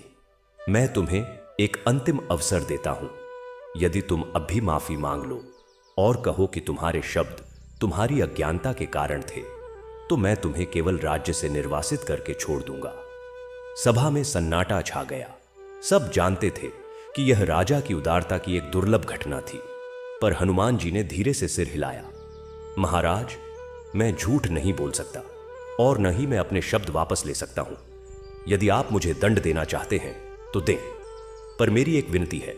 इससे पहले कि आप मुझे दंड दें, स्वयं एक बार बिना किसी भय के अपनी प्रजा के बीच जाइए, एक साधारण यात्री की तरह। देखिए कि वे कैसे जीते हैं, कैसे सोचते हैं, फिर निर्णय कीजिए। राजा को यह विचार हास्यास्पद लगा। मैं राजा एक साधारण यात्री बनकर अपने ही राज्य में घूमूं? यह असंभव है। तो फिर, हनुमान जी ने कहा, और उनके स्वर में पहली बार एक दुख की झलक आई, आप कभी सत्य नहीं जान पाएंगे। और एक राजा जो सत्य नहीं जानता, वह एक अंधे की तरह है जो अपने ही महल में भटकता रहता है। यह बात राजा के लिए असहनीय थी। उसने उठकर आदेश दिया, इस साधु को वापस कारागार में ले जाओ और कल प्रातः उसे सार्वजनिक रूप से कोड़ों की सजा दी जाएगी। यह दंड इसलिए कि उसने राजा का अपमान किया है और राज्य में अशांति फैलाने का प्रयास किया है। प्रहरी आगे बढ़े। हनुमान जी ने कोई विरोध नहीं किया। उन्होंने राजा की ओर एक अंतिम बार देखा और इस बार उनकी दृष्टि में एक चेतावनी थी, एक दिव्य अवर्णनीय चेतावनी। उन्होंने कहा, महाराज, जो बोता है वह काटता है। आप आज जो बीज बो रहे हैं, कल उसकी फसल काटने के लिए तैयार रहिए। और फिर वे चले गए। राजा वीरसेन सिंहासन पर गिर पड़ा। उसका सिर चकरा रहा था। साधु के अंतिम शब्द उसके कानों में गूंज रहे थे, जो बोता है वह काटता है। रात के सपने फिर से याद आए। वह भयावह दृश्य, क्या वह सच में हो सकता है? उसने हिंसक सिर हिलाया। नहीं, वह कमजोर नहीं दिख सकता। उसने दंड का आदेश दे दिया है और उसे पूरा करना होगा। उसकी प्रतिष्ठा इसी में है। उस रात भी राजा को नींद नहीं आई, पर इस बार भयावह दृश्यों के बजाय उसे एक अजीब सी शांति का अनुभव हुआ, जैसे कोई उसे बता रहा हो कि अभी भी समय है। पर वह नहीं समझ पा रहा था। उसका अहंकार और भय दोनों मिलकर उसे अंधा बना रहे थे। कारागार में हनुमान जी ने फिर से ध्यान लगाया। उन्होंने देखा कि राजा का हृदय अभी भी पत्थर की तरह कठोर था, पर उसमें दरारें पड़नी शुरू हो गई थीं। अगले दिन का दृश्य उनकी आंखों के सामने था। सार्वजनिक दंड, प्रजा इकट्ठा होगी, वे देखेंगे। और तब वह समय आ जाएगा जब धर्म को अपना रूप दिखाना पड़ेगा। उन्होंने एक गहरी सांस ली। उन्हें न तो कोड़ों का डर था, न मृत्यु का। उन्हें तो केवल उस राजा की चिंता थी जो अपने ही बनाए अंधकार में भटक रहा था, और प्रजा की जो इस अंधकार में सिसक रही थी। रात धीरे धीरे बीत रही थी और महिष्मती में कल क्या होने वाला था, इसकी चर्चा फुसफुसाहटों में फैलने लगी थी। एक साधु को कोड़ों की सजा। लोग डरे हुए थे, पर कुछ के मन में एक आशा भी जगी थी। शायद यह साधु कुछ कर सके, शायद। सबकी नजरें अगले दिन की सुबह पर टिकी हुई थीं। और इस प्रकार 5वें अध्याय का अंत हुआ, एक ऐसे निर्णय के साथ जो राज्य की दिशा ही बदल सकता था। सुबह का सूरज महिष्मती पर एक विचित्र रोशनी बिखेर रहा था। आम दिनों में यह वह समय होता जब बाजार सजने लगते, कारीगर अपने औजार उठाते और गलियों में जीवन की हलचल शुरू होती। पर आज सब कुछ स्थिर था। एक गहरी दम घोंटू चुप्पी ने पूरे शहर को अपने चपेट में ले रखा था। लोग अपने अपने घरों के दरवाजों और खिड़कियों के पीछे छिपे थे, पर उनकी नजरें शहर के मुख्य चौक की ओर टिकी हुई थीं, जहां राजकीय फरमान सुनाए जाते थे और दंड दिए जाते थे। चौक विशाल था। उसके एक छोर पर एक ऊंचा मंच बना हुआ था, जहां राजा और उसके अमात्य विशेष अवसरों पर बैठते थे। आज उस मंच पर सिंहासन नहीं, एक विशाल सोफा रखा हुआ था और उस पर राजा वीरसेन विराजमान था। उसके चारों ओर उसके विश्वस्त, अंगरक्षक, मंत्री और सेनापति खड़े थे। सबके चेहरे गंभीर थे, पर राजा के चेहरे पर एक अजीब सी जड़ता थी। रातों की नींद हराम होने से उसकी आंखें लाल थीं और उसके हाथ सोफे के हथों को इतनी जोर से पकड़े हुए थे कि उनकी नसें उभर आई थीं। चौक के बीचों बीच दो मोटे खंभे गाड़े गए थे और उनसे लोहे की जंजीरें लटक रही थीं। यही वह स्थान था जहां सार्वजनिक दंड दिए जाते थे। वहां पहले से ही 10 कोड़ाधारी सिपाही खड़े थे। उनके हाथों में भैंस की चमड़ी से बने मोटे कोड़े थे, जिनके सिरों पर लोहे के कांटे जड़े हुए थे। ऐसे एक कोड़े की मार से ही आदमी की पीठ का मांस उधड़ जाता था। भीड़ इकट्ठा होनी शुरू हुई। लोग डरते डरते सिर झुकाए चुपचाप चौक के किनारों पर आकर खड़े हो गए। उनकी संख्या सैकड़ों में थी, पर उनमें से कोई आवाज नहीं कर रहा था। केवल फुसफुसाहट की एक सरसराहट हवा में तैर रही थी, जैसे सूखे पत्तों का बिस्तर हो। स्त्रियों ने अपने चेहरे आंचल से ढक लिए थे। पुरुषों की नजरें जमीन पर गड़ी हुई थीं। बच्चों को घरों में ही रोक दिया गया था। तभी चौक के पश्चिमी छोर से हलचल हुई। कारागार से कैदियों को लाने का रास्ता वहीं से आता था। 10 सशस्त्र प्रहरियों के बीच हनुमान जी धीरे धीरे चलते हुए आ रहे थे। उनके हाथ पैरों में बेड़ियां नहीं थीं। शायद राजा ने यह छोटी सी रियायत दी थी, या शायद प्रहरियों ने स्वयं ही उन्हें नहीं पहनाई, क्योंकि वह साधु पिछले 2 दिन से बिल्कुल शांत, निरीह और सहयोगी रहा था। हनुमान जी का चेहरा अब भी वैसा ही शांत था। उन्होंने न तो चौक की भीड़ को देखा, न मंच पर बैठे राजा को। उनकी दृष्टि सीधी थी, जैसे वे किसी और ही लोक में विचरण कर रहे हों। उनके काशाय वस्त्र सादे थे और उनके चरण धूल में सने हुए थे। जब वे चौक के केंद्र में पहुंचे तो कोड़ाधारी सिपाहियों ने उन्हें घेर लिया। मंच पर बैठे राजा वीरसेन ने गहरी सांस ली। उसके मन में एक तूफान चल रहा था। साधु का यह शांत चेहरा उसे चुभ रहा था। क्या इस आदमी को डर नहीं लगता? क्या वह जानता है कि कोड़े कितने कष्टदायक होते हैं, या वह सच में कोई सिद्ध पुरुष है? नहीं, ऐसा नहीं हो सकता। ऐसा कुछ नहीं होता। यह केवल एक साधारण साधु है जिसने अपनी हद पार कर ली है। राजा ने अपने दाहिने हाथ को हल्का सा उठाया। मुख्य कोड़ाधारी ने यह संकेत पाकर आगे बढ़कर घोषणा की। आवाज में एक कर्कशपन था। यह साधु जिसने महाराज वीरसेन का अपमान किया है, राज्य में अशांति फैलाने का प्रयास किया है और राजाज्ञा की अवहेलना की है, उसे 50 कोड़ों की सजा सुनाई जाती है। यह दंड अभी इसी क्षण दिया जाएगा। भीड़ में से एक सिसकी की आवाज आई, जो तुरंत दबा दी गई। लोगों ने एक दूसरे की ओर देखा। उनकी आंखों में डर के साथ साथ एक अविश्वास भी था। एक साधु को कोड़े, यह तो धर्म के विरुद्ध था। हनुमान जी ने अब धीरे से अपना सिर उठाया। उनकी नजर सीधे मंच पर बैठे राजा से मिली और इस बार उनकी आंखों में वह करुणा नहीं, एक गहरी अनंत शांति थी, जैसे समुद्र की गहराई जो तूफान से अप्रभावित रहती है। महाराज, उनका स्वर बिना किसी ऊंचाई के स्पष्ट और शांत पूरे चौक में फैल गया, मानो हवा स्वयं उनकी वाणी को ले जा रही हो। क्या यही आपकी अंतिम इच्छा है? राजा ने अपने आप को संभाला। उसने झल्ला कर कहा, तुम्हारा दंड तय हो चुका है। अब बोलने की आवश्यकता नहीं है। बोलने की आवश्यकता सदैव रहती है महाराज, हनुमान जी ने कहा, क्योंकि मौन भी एक वाणी है। और आज का यह मौन, यह डर, यह कांपता हुआ सन्नाटा, यही तो वह वाणी है जिसे आप नहीं सुन रहे। राजा ने फिर से हाथ उठाया, इस बार जोर से। यह आदेश था। पहला कोड़ाधारी आगे बढ़ा। उसने अपना कोड़ा ऊपर उठाया और पूरे जोर से हनुमान जी की पीठ पर बजाया। आवाज आई, एक भारी थप की आवाज, जैसे कोई पत्थर नरम मिट्टी पर गिरा हो। पर हैरानी की बात यह थी कि हनुमान जी का शरीर तनिक भी नहीं हिला। वे वैसे ही खड़े रहे जैसे कुछ हुआ ही ना हो। उनके वस्त्र पर कोई दाग नहीं आया, उनकी पीठ से रक्त की एक बूंद भी नहीं टपकी। कोड़ाधारी ने हैरान होकर अपने कोड़े को देखा। उसके कांटे, वे मुड़ गए थे जैसे वे किसी पत्थर से टकरा गए हों। भीड़ में एक सामूहिक सांस भरने की आवाज हुई। लोगों की आंखें फैल गईं। राजा वीरसेन आगे की ओर झुका। क्या यह कोई छल था? जारी रखो, राजा ने गरज कर कहा। दूसरा कोड़ाधारी आगे बढ़ा। उसने पहले से भी जोर लगाया। कोड़ा हवा में सीटी बजाता हुआ नीचे आया और इस बार भी वही हुआ, थप की आवाज और कुछ नहीं। हनुमान जी ने आंखें बंद कर ली थीं, जैसे वे किसी दूसरे ही ध्यान में लीन हो। तीसरा, चौथा, पांचवा कोड़ाधारी, सबका एक ही हाल था। कोड़े बेअसर रहे। अब सिपाहियों के चेहरे पर भय के भाव आने लगे थे। यह असंभव था। कोई मनुष्य इतने कोड़े सहन नहीं कर सकता बिना एक चीख तक निकाले, बिना एक बूंद खून बहाए। राजा खड़ा हो गया। उसकी सांसें तेज हो गई थीं। यह क्या चकमा है? तुमने कोई जादू किया है? तुम कोई तांत्रिक हो? हनुमान जी ने धीरे से आंखें खोली। उनकी आंखों में अब एक हल्की सी ज्योति नाच रही थी।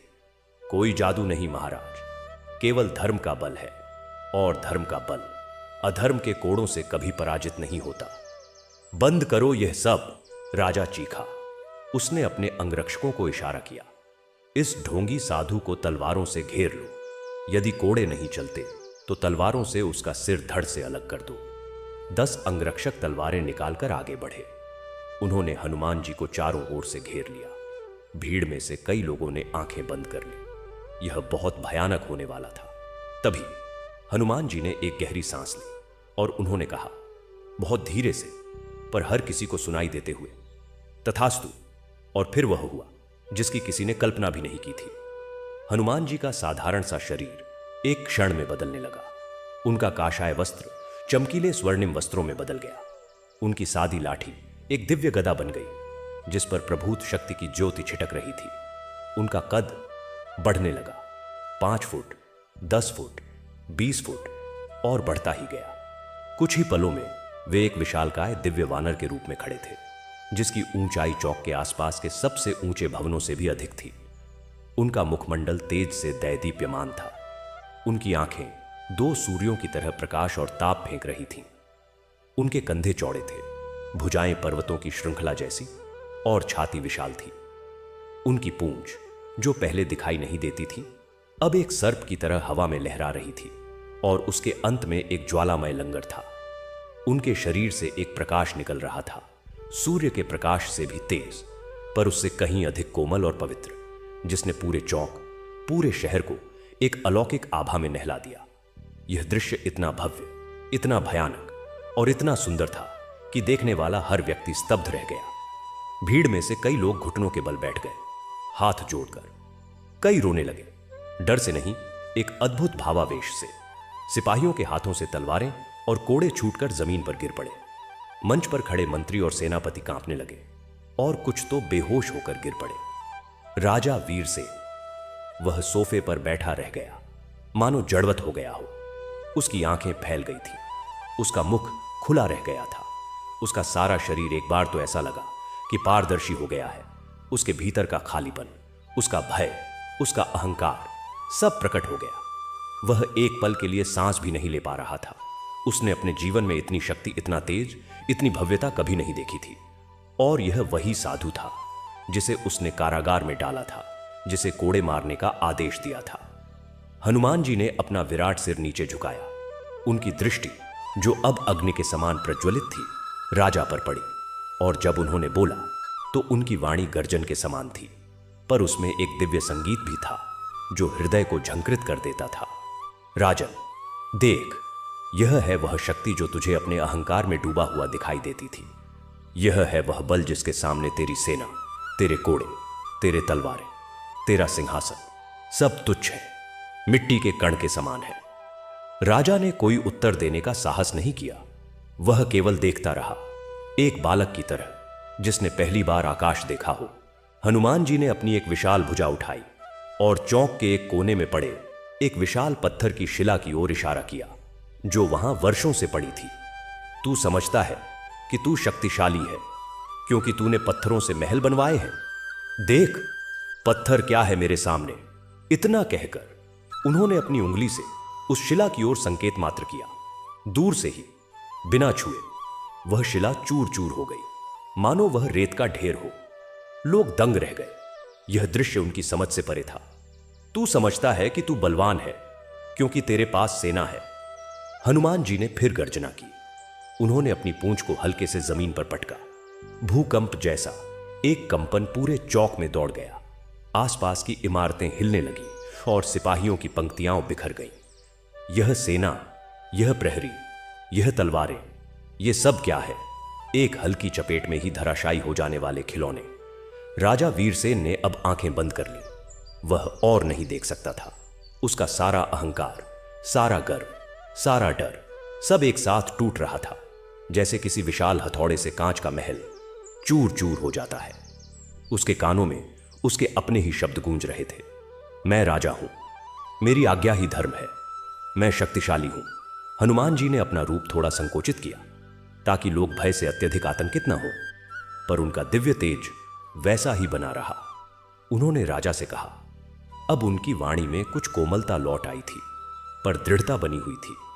वीरसेन, तेरी शक्ति मिथ्या है, तेरा बल खोखला है। तू एक साधारण मनुष्य है जिसे प्रजा की सेवा के लिए राजा बनाया गया था, पर तूने सेवक होने के स्थान पर स्वामी बनने का प्रयास किया। तूने प्रजा को अपना अंग मानने के स्थान पर अपना दास मान लिया। और आज जब धर्म स्वयं तेरे सामने खड़ा है, तो तेरी सारी ताकत, तेरा सारा गौरव धूल में मिल गया है। राजा ने आंखें खोली। अब उनमें अहंकार नहीं, एक गहरी असहाय पीड़ा थी। वह बोलना चाहता था, पर शब्द उसके गले में अटक रहे थे। अब बताओ राजन, हनुमान जी ने पूछा। उनका प्रश्न एक थपेड़े की तरह राजा के हृदय पर पड़ा। क्या अब भी तुझे लगता है कि तू अजेय है? क्या अब भी तू यह मानेगा कि तेरी इच्छा ही सर्वोपरि है?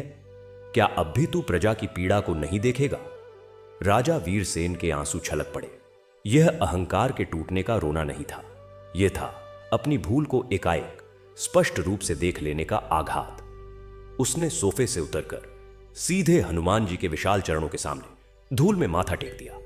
उसके शरीर का सारा तनाव, सारा गर्व एक साथ बह निकला। प्रभु, मैं अंधा था। उसकी आवाज भर्राई हुई थी और उसमें एक गहरा पश्चाताप था। मैंने पाप किया है, मैंने धर्म का मार्ग छोड़ दिया। मैं योग्य नहीं हूं इस सिंहासन के। चौक में खड़ी प्रजा ने यह दृश्य देखा। उनकी आंखों से भी आंसू बहने लगे। ये आंसू डर के नहीं, एक अद्भुत राहत, एक अवर्णनीय शांति के थे। वह साधु, जो वास्तव में कोई दिव्य शक्ति थी, उसने उनके राजा के हृदय को बदल दिया था। शायद अब कुछ बेहतर होगा। हनुमान जी ने धीरे धीरे अपना दिव्य रूप और संकोचित किया। वे फिर से एक साधारण साधु के रूप में आ गए, पर उनके चेहरे पर वह दिव्य तेज अभी भी झलक रहा था। उन्होंने आगे बढ़कर झुके हुए राजा के सिर पर हाथ रखा। उठो वीरसेन, अब तेरी परीक्षा समाप्त हुई। अंधकार दूर हुआ, अब प्रकाश का मार्ग दिखाई देगा। और इस प्रकार छठे अध्याय का अंत हुआ, जहां अहंकार का पहाड़ धराशायी हुआ और एक राजा का हृदय परिवर्तन हुआ। अब आगे का मार्ग दिखाई देने लगा था। सार्वजनिक चौक में घटित हुई अलौकिक घटना के बाद का पहला क्षण एक गहन अर्थपूर्ण मौन में डूबा हुआ था। राजा वीरसेन धरती पर माथा टेके हुए थे। उसका शरीर अब भी कांप रहा था, न भय से, बल्कि एक गहन आत्मसजगता और पश्चाताप के आघात से। हनुमान जी ने अपना साधारण रूप धारण कर लिया था, पर उनकी आंखों में वह दिव्य प्रकाश अब भी विद्यमान था, जो अंधकार को चीरता हुआ सीधे हृदय में उतर जाता था। चौक में उपस्थित प्रजा अब भी वहीं थी, पर उनके भीतर का भय जगह एक श्रद्धा और आश्चर्य से भरी जिज्ञासा ने ले ली थी। किसी ने हिलने डुलने का साहस नहीं किया। सब कुछ स्थिर था, मानो समय ने अपनी गति रोक दी हो। हनुमान जी ने धीरे से राजा के कंधे को स्पर्श किया। उठो राजन, धरती पर लेटे रहने से कुछ नहीं होगा। अब तुम्हें देखना है, समझना है। राजा ने सिर उठाया। उसके गालों पर आंसुओं की धाराएं साफ दिख रही थी। प्रभु, मैं क्या देखूं? मैंने तो सब कुछ खो दिया है। मेरा अहंकार, मेरी प्रतिष्ठा, मेरा धर्म, सब नहीं। हनुमान जी ने कहा। उनकी वाणी में एक अद्भुत कोमलता थी। तुमने कुछ खोया नहीं है राजन। तुमने केवल एक झूठे आवरण को उतार फेंका है। असली तुम तो अभी भी वही हो जहां तुम हमेशा से थे, पर आज तुम्हें अपने वास्तविक स्वरूप का दर्शन कराना आवश्यक है, तुम्हारे कर्मों का, तुम्हारे अतीत का और तुम्हारे भविष्य का। यह कहकर हनुमान जी ने अपनी दोनों आंखें बंद की। उनके होंठ धीरे धीरे हिले, मानो कोई मंत्र उच्चारण कर रहे हों। फिर उन्होंने अपनी तर्जनी उठाई और राजा के माथे के बिल्कुल बीचों बीच स्पर्श किया। उस स्पर्श के साथ ही राजा वीरसेन ने अपनी आंखें बंद कर ली, पर अब अंधेरा नहीं था। उसके सामने एक प्रकाश सागर उमड़ आया और उसमें से दृश्य उभरने लगे, स्पष्ट, जीवंत और इतने यथार्थ कि वह स्वयं को उनमें खोने लगा। पहला दृश्य, वह स्वयं को एक पूर्व जन्म में देख रहा था। वह एक धनवान व्यापारी था, नाम था सोमदत्त। उसके पास अपार संपत्ति थी, पर उसका हृदय कंजूसी और लोभ से भरा हुआ था। एक बार एक भयंकर अकाल पड़ा, गांव के लोग भूख से मर रहे थे। सोमदत्त के अन्न भंडार भरे हुए थे, पर उसने एक दाना भी किसी को नहीं दिया। एक दिन एक बूढ़ी विधवा अपने 2 पोतों के साथ उसके द्वार पर आई भीख मांगने। सोमदत्त ने न केवल उसे खाली हाथ लौटाया, बल्कि अपने नौकरों से उसे धक्का देकर बाहर निकलवा दिया। विधवा रोती हुई लौटी और अगले ही दिन उसके छोटे पोते की भूख से मृत्यु हो गई। दृश्य बदला। अब सोमदत्त वृद्ध हो चला था।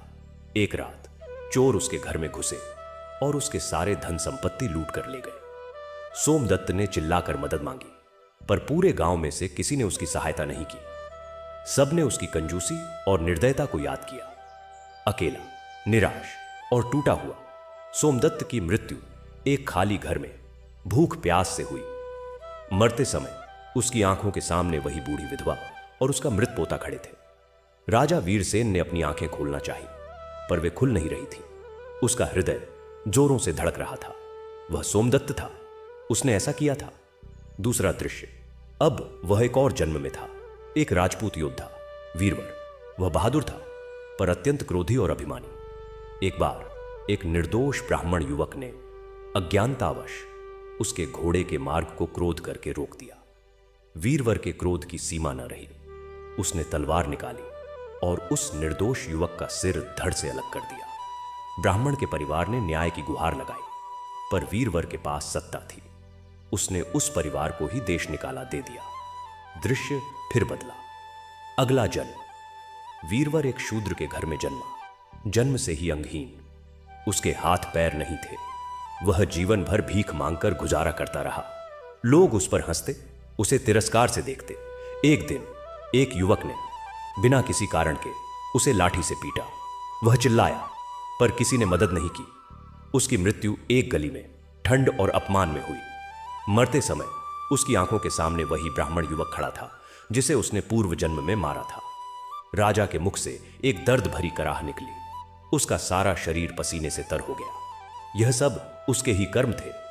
तीसरा दृश्य, अब का जन्म। वह एक गांव का मुखिया था, धर्मदास। उस पर पूरे गांव का भरोसा था। एक बार 2 परिवारों के बीच जमीन को लेकर विवाद हुआ। एक पक्ष गरीब था, दूसरा धनवान। धनवान परिवार ने धर्मदास को रिश्वत दी और उसने न्याय के नाम पर गरीब परिवार का पक्ष पूरी तरह कुचल दिया। गरीब परिवार को अपनी पुश्तैनी जमीन से हाथ धोना पड़ा। परिवार का मुखिया, एक वृद्ध किसान, दुख से तिल तिल कर मर गया। दृश्य फिर परिवर्तित हुआ।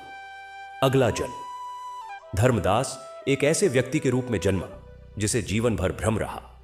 वह कुछ भी स्पष्ट नहीं सोच पाता था। हर निर्णय में वह गलती करता। लोग उसे मूर्ख समझकर उसका उपहास उड़ाते।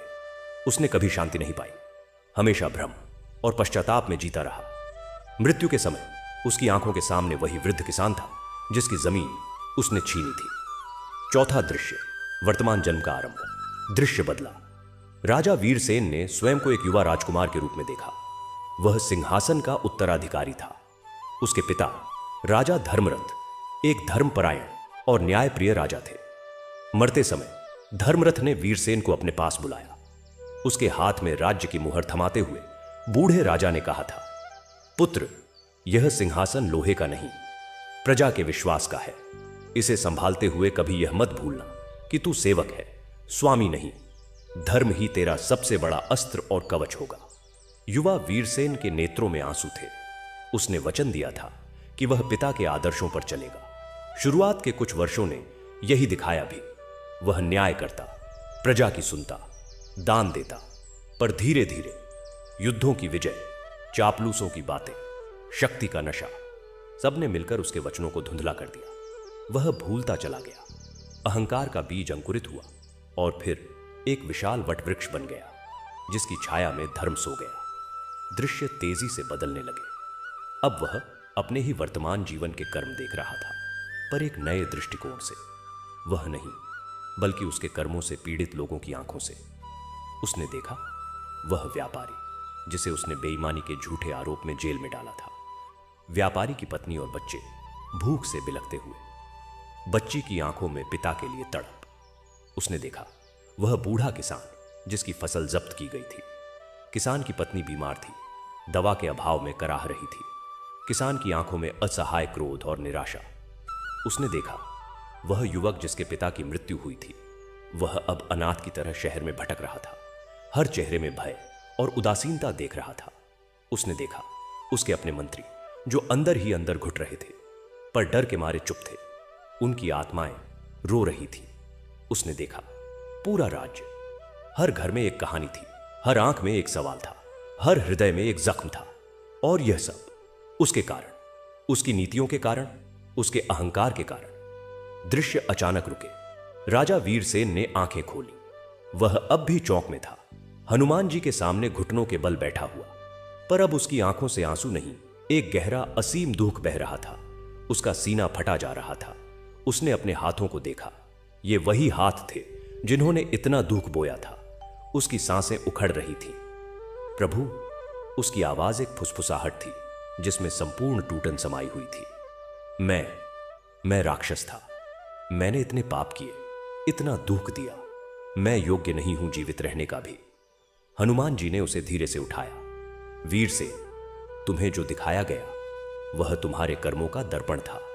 कर्म का सिद्धांत अटल है, जो बोगे वही काटोगे। पर इस दर्पण का उद्देश्य तुम्हें नष्ट करना नहीं, तुम्हें जगाना है।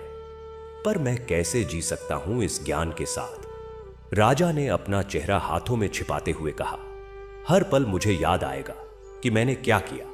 हर चेहरा मुझसे पूछेगा, तुमने मेरा जीवन क्यों बर्बाद किया? हां, हनुमान जी ने कहा। उनकी आवाज में एक दृढ़ता आ गई। यही तो तुम्हारा प्रायश्चित है, इस ज्ञान के साथ जीना, इस दर्द को झेलना और फिर इसे सही करने का प्रयास करना। राजा ने हैरानी से देखा। सही करना, यह संभव है। कर्म का एक और पहलू है राजन, हनुमान जी ने कहा। न केवल बुरे कर्मों का फल भोगना, बल्कि अच्छे कर्मों द्वारा उन्हें संतुलित करना। तुमने अंधकार बोया है, अब प्रकाश बोने का समय है। तुमने दुख दिया है, अब सुख देने का। तुमने विश्वास तोड़ा है, अब विश्वास कमाने का। यही है कर्म का मार्ग, यही है मोक्ष का द्वार। चौक में खड़ी प्रजा यह सब सुन रही थी। उन्हें सब कुछ समझ आ रहा था।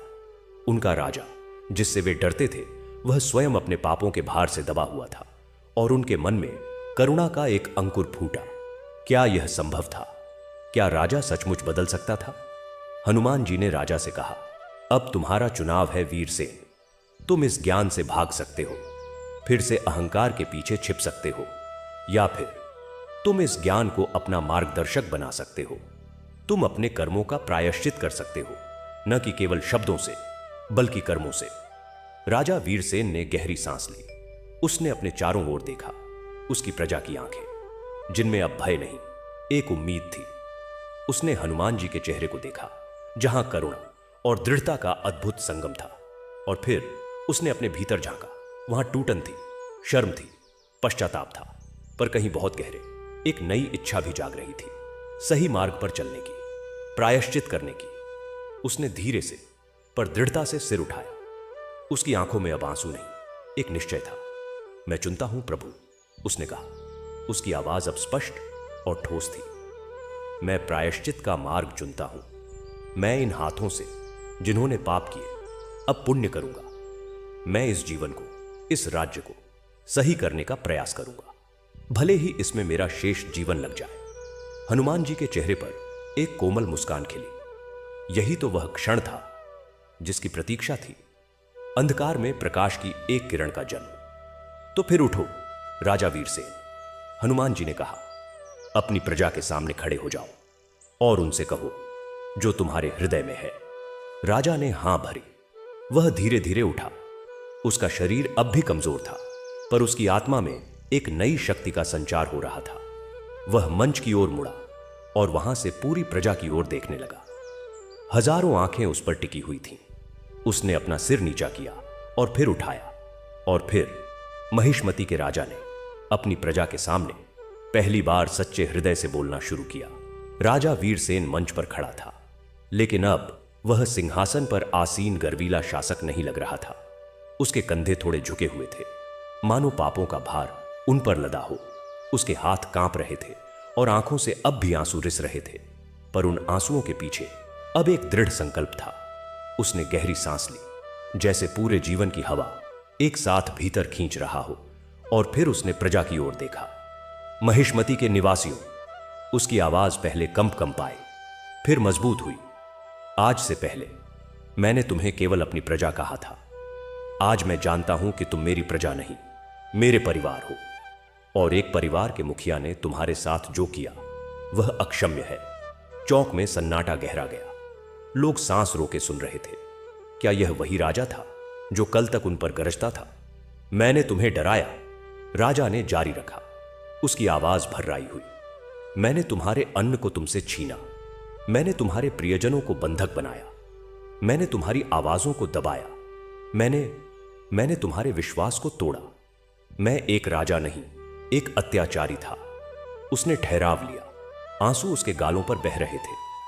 आज इस दिव्य महात्मा की कृपा से मैंने अपने अंधेपन से आंखें खोली हैं। मैंने अपने पिछले जन्मों के पाप देखे हैं। मैंने इस जन्म के अपने कुकर्म देखे हैं, और मैं जानता हूं कि मेरे हर निर्णय ने तुम्हारे घर में आंसू बरसाए हैं। भीड़ में से एक स्त्री की सिसकी सुनाई दी, फिर एक और। पुरुषों की आंखें भीग रही थीं। यह वह दृश्य था जिसकी उन्होंने कभी कल्पना भी नहीं की थी।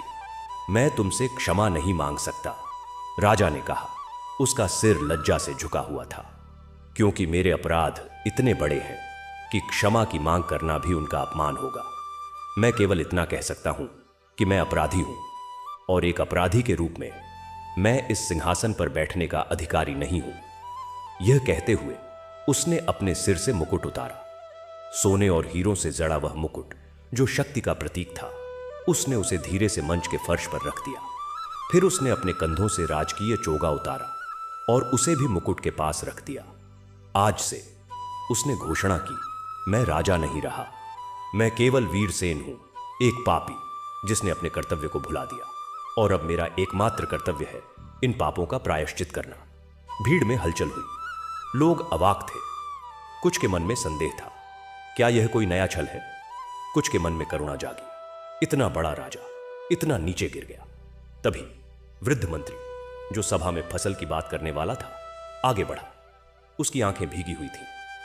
महाराज वीरसेन, उसने सही किया, हम आपको क्षमा करते हैं। नहीं, वीरसेन ने कहा। उसकी आवाज में एक दर्द था। तुम मुझे क्षमा मत करो। मुझे क्षमा करने का अधिकार तुम्हें नहीं है। क्षमा तो केवल उनकी विधवाओं का है जिनके पति मेरी जेलों में मरे। क्षमा तो उन बच्चों का है जो भूख से तड़पे। क्षमा तो उन बूढ़ों का है जिनकी संतानें मेरी सेना में बलपूर्वक भर्ती की गई। मैं उनके सामने हाथ जोड़ूंगा, मैं उनके दरवाजे दरवाजे जाऊंगा, और अगर वे मुझे मार दें तो भी मैं स्वीकार करूंगा। हनुमान जी, जो अब तक शांत खड़े थे, आगे बढ़े। उनके चेहरे पर संतोष और करुणा का मिश्रण था। वीरसेन, तुम्हारा पश्चाताप सच्चा है, यह मैं देख रहा हूं, पर अब पश्चाताप के आंसू बहाने का नहीं, कर्म करने का समय है।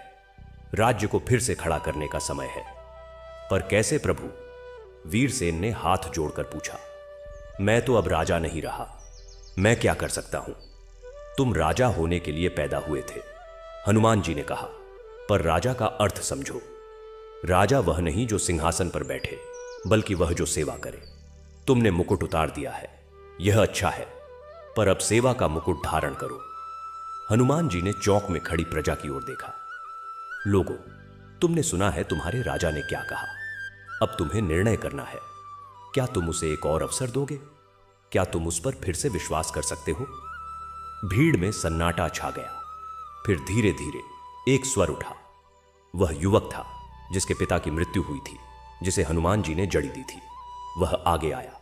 उसकी आंखों में अब भी दर्द था, पर कुछ और भी था, समझदारी। महाराज वीरसेन, उसने कहा, मेरे पिता आपके कारण मरे। मैं आपको कभी क्षमा नहीं कर सकता, पर अगर आप सचमुच बदलना चाहते हैं तो मैं आपको मौका दूंगा, क्योंकि अगर आप नहीं बदलेंगे तो और कितने पिता मरेंगे और कितने बच्चे अनाथ होंगे। वीरसेन ने युवक के सामने घुटने टेक दिए। तुम्हारा पिता मेरे कारण मरा, मैं उसे वापस नहीं ला सकता, पर मैं प्रतिज्ञा करता हूं कि अब कोई और बच्चा अनाथ नहीं होगा, कोई और पिता भूख से नहीं मरेगा। एक एक करके और लोग आगे आने लगे। वह विधवा जिसके पति को बंदी बनाया गया था, वह बूढ़ा कुम्हार जिसका बेटा मर गया था, वह ब्राह्मण जिसे अपमानित किया गया था, हर कोई अपनी पीड़ा बता रहा था और वीरसेन हर एक के सामने घुटने टेक कर सुन रहा था, उनकी आंखों में देख रहा था। अंत में हनुमान जी ने फिर बोलना शुरू किया। धर्म का मार्ग सरल है पर कठिन भी है। उन्होंने कहा, वीरसेन, तुमने आज पहला कदम उठाया है, स्वीकार करना। दूसरा कदम है सुधारना। अब तुम्हें धर्मराज्य की स्थापना करनी होगी। धर्मराज्य? वीरसेन ने पूछा। हां, एक ऐसा राज्य जहां प्रजा को न्याय मिले बिना भय के, किसान की फसल सुरक्षित रहे, व्यापारी बिना रिश्वत के व्यापार कर सके, विद्वान बिना डर के ज्ञान बांट सके और हर नागरिक अपने धर्म का पालन कर सके, चाहे वह किसी भी मार्ग का हो। हनुमान जी ने विस्तार से समझाया। राजा का पहला धर्म है रक्षा करना, न कि केवल शत्रुओं से, बल्कि भूख से, बीमारी से, अन्याय से भी। दूसरा धर्म है न्याय करना, समान न्याय, जहां राजकुमार और कंगाल एक समान हो। तीसरा धर्म है दान देना, ज्ञान का, अन्न का, सुरक्षा का। वीरसेन ध्यान से सुन रहा था, मानो प्रत्येक शब्द को कंठस्थ कर रहा हो। पर मैं कहां से शुरू करूं प्रभु? सब कुछ तो टूट चुका है। एक ईंट से शुरू करो। हनुमान जी ने कहा, आज ही तुम इन सब लोगों के साथ बैठो, उनकी समस्याएं सुनो, पहली समस्या का समाधान खोजो, फिर दूसरी का, एक एक करके। और मेरे पाप, तेरे पापों का प्रायश्चित तू इन्हीं लोगों की सेवा करके करेगा। जब तू एक भूखे को खिलाएगा तो तेरा एक पाप धुलेगा, जब तू एक अनाथ को सहारा देगा तो दूसरा पाप धुलेगा, जब तू न्याय करेगा तो तीसरा। यही है कर्म का मार्ग, यही है धर्म का मार्ग। हनुमान जी ने प्रजा की ओर देखा। और तुम लोगों का कर्तव्य है कि तुम उसकी सहायता करो, उसे मार्ग दिखाओ। जब वह गलती करे तो टोको, जब वह सही करे तो सहयोग दो। राजा और प्रजा दोनों मिलकर ही धर्मराज्य बना सकते हैं। चौक में एक नई ऊर्जा का संचार हुआ। लोगों के चेहरों पर आशा की किरण दिखाई देने लगी। शायद सचमुच कुछ बदल सकता था। वीरसेन ने फिर से सबकी ओर देखा। मैं प्रतिज्ञा करता हूं, उसने कहा। उसकी आवाज में लौटी हुई दृढ़ता थी। मैं इसी क्षण से शुरू करता हूं, आज, अभी, यहीं। उसने अपने मंत्रियों को आदेश दिया, लेकिन अब आदेश नहीं, विनम्र निवेदन था। कृपया यहां बैठने के लिए आसन बिछाओ, सभी के लिए। हम बैठेंगे और बात करेंगे। पहली प्राथमिकता क्या है? मंत्री हैरान थे, पर उन्होंने ऐसा ही किया। जल्दी ही चौक में आसन बिछ गए। वीरसेन सबसे नीचे बैठा, मंच पर नहीं, जमीन पर। उसने सबसे पहले उस युवक को बुलाया जिसके पिता मरे थे। तुम्हारा नाम क्या है पुत्र? अनिरुद्ध। महाराज, अनिरुद्ध, मैं तुम्हारे पिता को वापस नहीं ला सकता, पर मैं तुम्हारी और तुम्हारे परिवार की देखभाल करूंगा। तुम्हें शिक्षा दिलाऊंगा, तुम्हारी मां को पेंशन दूंगा, और मैं प्रतिज्ञा करता हूं कि अब कोई भी निर्माण कार्य जानलेवा नहीं होगा। मजदूरों की सुरक्षा का कानून बनेगा। फिर उसने उस विधवा से पूछा जिसके पति को बंदी बनाया गया था। उसने उसे तुरंत रिहा करने का आदेश दिया और उसकी जब्त की गई संपत्ति वापस दिलाने का वचन दिया। एक एक करके वह हर समस्या सुनता रहा और तत्काल समाधान का प्रयास करता रहा। कुछ समाधान तुरंत हो सकते थे, कुछ में समय लगना था, पर हर व्यक्ति को लगा कि अब कोई सुन रहा है। दोपहर हो गई, फिर शाम, पर बैठक जारी रही। लोग अपने घर गए और खाना लेकर आए, सबके लिए। राजा ने भी सबके साथ बैठकर सादा भोजन किया। हनुमान जी एक तरफ बैठे यह सब देख रहे थे। उनके चेहरे पर मुस्कान थी। बीज बो दिया गया था, अब अंकुर फूट रहा था। रात होने तक कई महत्वपूर्ण निर्णय हो चुके थे। सभी राजकीय कर्ज माफ, सभी बंदी जिन पर छोटे अपराध थे रिहा, न्यायालयों का पुनर्गठन, भूख से निपटने के लिए अन्न भंडार खोलना और सबसे महत्वपूर्ण एक नई सभा का गठन जिसमें प्रजा के प्रतिनिधि भी होंगे। जब सब लोग विदा हुए तो वीरसेन हनुमान जी के पास आया। प्रभु, क्या मैं सही मार्ग पर हूं? शुरुआत अच्छी है, हनुमान जी ने कहा, पर याद रखना यह मार्ग लंबा है, इसमें ठोकरें आएंगी, पुराने अधिकारी विरोध करेंगे, तुम्हारा अपना मन कभी कभी पुरानी आदतों की ओर लौटना चाहेगा। तब तुम ध्यान करना, अपने अंतर्मन की आवाज सुनना और याद रखना कि तुम अकेले नहीं हो, प्रजा तुम्हारे साथ है और ईश्वर तुम्हारे साथ है। वीरसेन ने सिर झुकाया। मैं नहीं भूलूंगा प्रभु। एक बात और, हनुमान जी ने कहा, मैं कुछ दिनों के लिए यहीं रहूंगा, तुम्हारी सहायता करूंगा, फिर मुझे जाना होगा। प्रभु, आप नहीं जाए, वीरसेन ने आग्रह किया। हर गुरु को एक दिन शिष्य को अकेला छोड़ना पड़ता है। हनुमान जी मुस्कुराए। तुम्हें अपने पैरों पर खड़ा होना सीखना होगा, पर डरो मत, मैं दूर हूं तो भी निकट हूं। जब भी धर्म की रक्षा के लिए तुम्हें आवश्यकता होगी, मैं उपस्थित रहूंगा। उस रात महिष्मती में लोग सोए तो शांति से, पहली बार बहुत दिनों के बाद भय के बिना। उनके दिलों में आशा की एक लौ जल उठी थी और राजप्रासाद में वीरसेन अपने कक्ष में बैठा था। सामने मुकुट और राजकीय वस्त्र पड़े थे। उसने उन्हें देखा, फिर एक डिब्बे में बंद कर दिया। तुम्हें फिर कभी आवश्यकता नहीं होगी, उसने कहा। अब मेरा मुकुट सेवा है, मेरा वस्त्र सादगी है और मेरा राजदंड न्याय है। उसने खिड़की से बाहर देखा। चांदनी में शहर शांत लग रहा था। कहीं कोई रोने की आवाज नहीं थी, कहीं कोई चीख नहीं थी, केवल शांति थी। पिता, उसने फुसफुसाया, मुझे क्षमा करना, मैंने तुम्हारी शिक्षाएं भुला दी, पर अब मैं वापस आ गया हूं। मैं वह राजा बनूंगा जिसका तुमने सपना देखा था। वीरसेन का हृदय परिवर्तन एक चमत्कार था, पर उसके बाद की सुबह से ही वास्तविक संघर्ष शुरू हुआ। केवल मन बदलना पर्याप्त नहीं था, अब उसे अपने बदले हुए मन के अनुसार कर्म करने थे, और यही सबसे कठिन था। पहली चुनौती थी स्वयं को सिद्ध करने की। चौक में घटित हुई घटना के बाद जब राजा वीरसेन महल लौटा तो उसका सामना उसकी अपनी छाया से हुआ। महल के लंबे गलियारे, सोने चांदी के बर्तन, चापलूस अधिकारी, सब कुछ वही था, पर अब उसे वे सब एक भारी बोझ लग रहे थे। उसने अपने शयन कक्ष में प्रवेश किया, जहां उसका राजसी वस्त्र अभी भी पड़ा था। उसने उसे छुआ तक नहीं। उसने एक साधारण सूती धोती पहनी और बिना किसी आभूषण के महल के पूर्वी भाग में स्थित एक साधारण कक्ष में चला गया, जो वर्षों से बंद पड़ा था। अगली चुनौती थी उसके अपने ही दरबारियों और अधिकारियों का विश्वास जीतना। अगली सुबह जब उसने दरबार लगाया तो सभा कक्ष में वही लोग थे, पर हवा बदली हुई थी। वीरसेन ने सिंहासन पर नहीं, बल्कि उसके नीचे की सीढ़ी पर बैठना चुना। मंत्री और सभासद स्तब्ध थे। महाराज, यह, एक वरिष्ठ मंत्री ने कहा। मैं अब महाराज नहीं, केवल वीरसेन हूं, उसने कहा, और आज से हम सब मिलकर इस राज्य को फिर से बनाएंगे।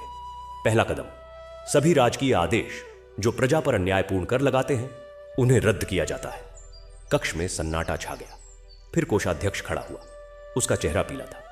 महाराज, वीरसेन जी, यदि कर हटा दिए गए तो राजकोष खाली हो जाएगा, सेना, प्रशासन सब चलाना मुश्किल हो जाएगा। हम खर्चे कम करेंगे, वीरसेन ने दृढ़ता से कहा। सबसे पहले इस महल का खर्च आधा कर दो। मेरे लिए विशेष भोजन, वस्त्र सब बंद, सादा भोजन, सादा वस्त्र। दूसरे, सभी अनावश्यक उत्सवों और दावतों पर रोक। तीसरे, भ्रष्ट अधिकारियों की जांच। यह सुनकर कई अधिकारियों के चेहरे बदल गए। उनमें से कई ने वर्षों में भारी धन संचय किया था। एक सैन्य अधिकारी जिसका नाम था रुद्रसेन खड़ा हुआ। वह राजा का दूर का रिश्तेदार था और अपने पद का दुरुपयोग करता था। यह असंभव है, आप एक साधु की बातों में आकर पूरी व्यवस्था को ठप्प करना चाहते हैं। हम इसे स्वीकार नहीं कर सकते। यह एक खुली चुनौती थी। पुराने वीरसेन ने होता तो तुरंत रुद्रसेन को कारागार में डलवा देता, पर नए वीरसेन ने गहरी सांस ली। रुद्रसेन, तुम्हारी बात सही है।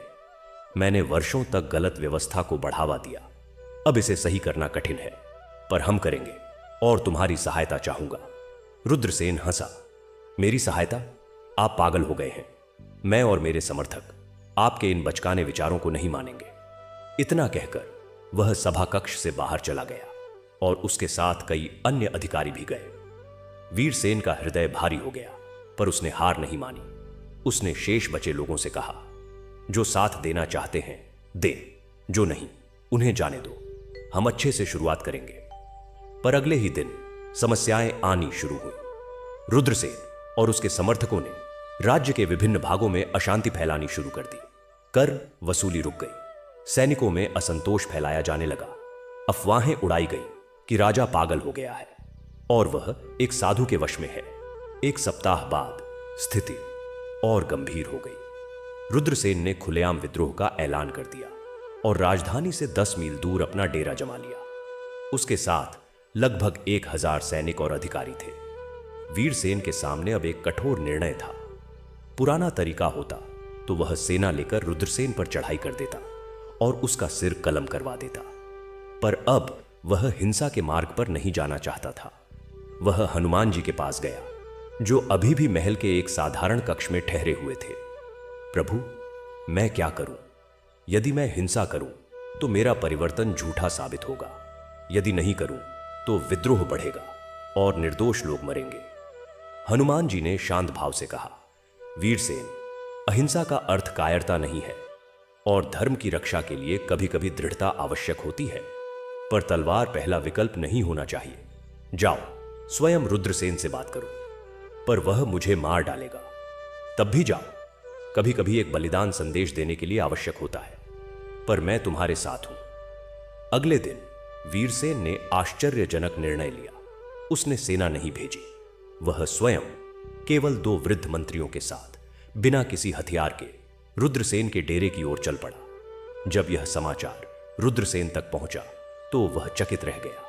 उसने सोचा, यह कोई चाल है, पर जब उसने देखा कि वीरसेन वास्तव में अकेला आ रहा है तो उसका अहंकार और बढ़ गया। रुद्रसेन के डेरे के बाहर वीरसेन को रोक दिया गया। तुम्हारे हथियार? एक सैनिक ने पूछा। मेरे पास कोई हथियार नहीं है, वीरसेन ने कहा। मैं बात करने आया हूं। रुद्रसेन ने उसे अंदर आने दिया। वह एक विशाल तंबू में बैठा था। उसके चारों ओर सशस्त्र सैनिक। तो महाराज, उसने व्यंग्य किया, आपने अपनी सेना कहां छोड़ दी? मेरी सेना मेरे साथ है, वीरसेन ने शांति से कहा। वे महल में हैं, राज्य की रक्षा कर रहे हैं। मैं यहां अकेला आया हूं क्योंकि मैं तुमसे बात करना चाहता हूं। रुद्रसेन, तुम मेरे रिश्तेदार हो। हम एक ही परिवार के हैं। क्या इस राज्य के लिए हम लड़ाई करेंगे? रुद्रसेन हंसा। परिवार? आपने जब प्रजा पर अत्याचार किए तब परिवार की याद नहीं आई। आपने जब हमें भ्रष्ट होने दिया तब परिवार की याद नहीं आई। अब जब आप बदल गए हैं तो परिवार याद आ रहा है। वीरसेन ने सिर झुकाया। तुम सही कह रहे हो। मैंने पाप किए हैं और मैं उनका प्रायश्चित कर रहा हूं। तुम भी मेरे उन पापों का हिस्सा थे। आओ मेरे साथ चलो, हम मिलकर सुधार करें। नहीं, रुद्रसेन चिल्लाया, मैं अपनी शक्ति और धन नहीं छोड़ सकता।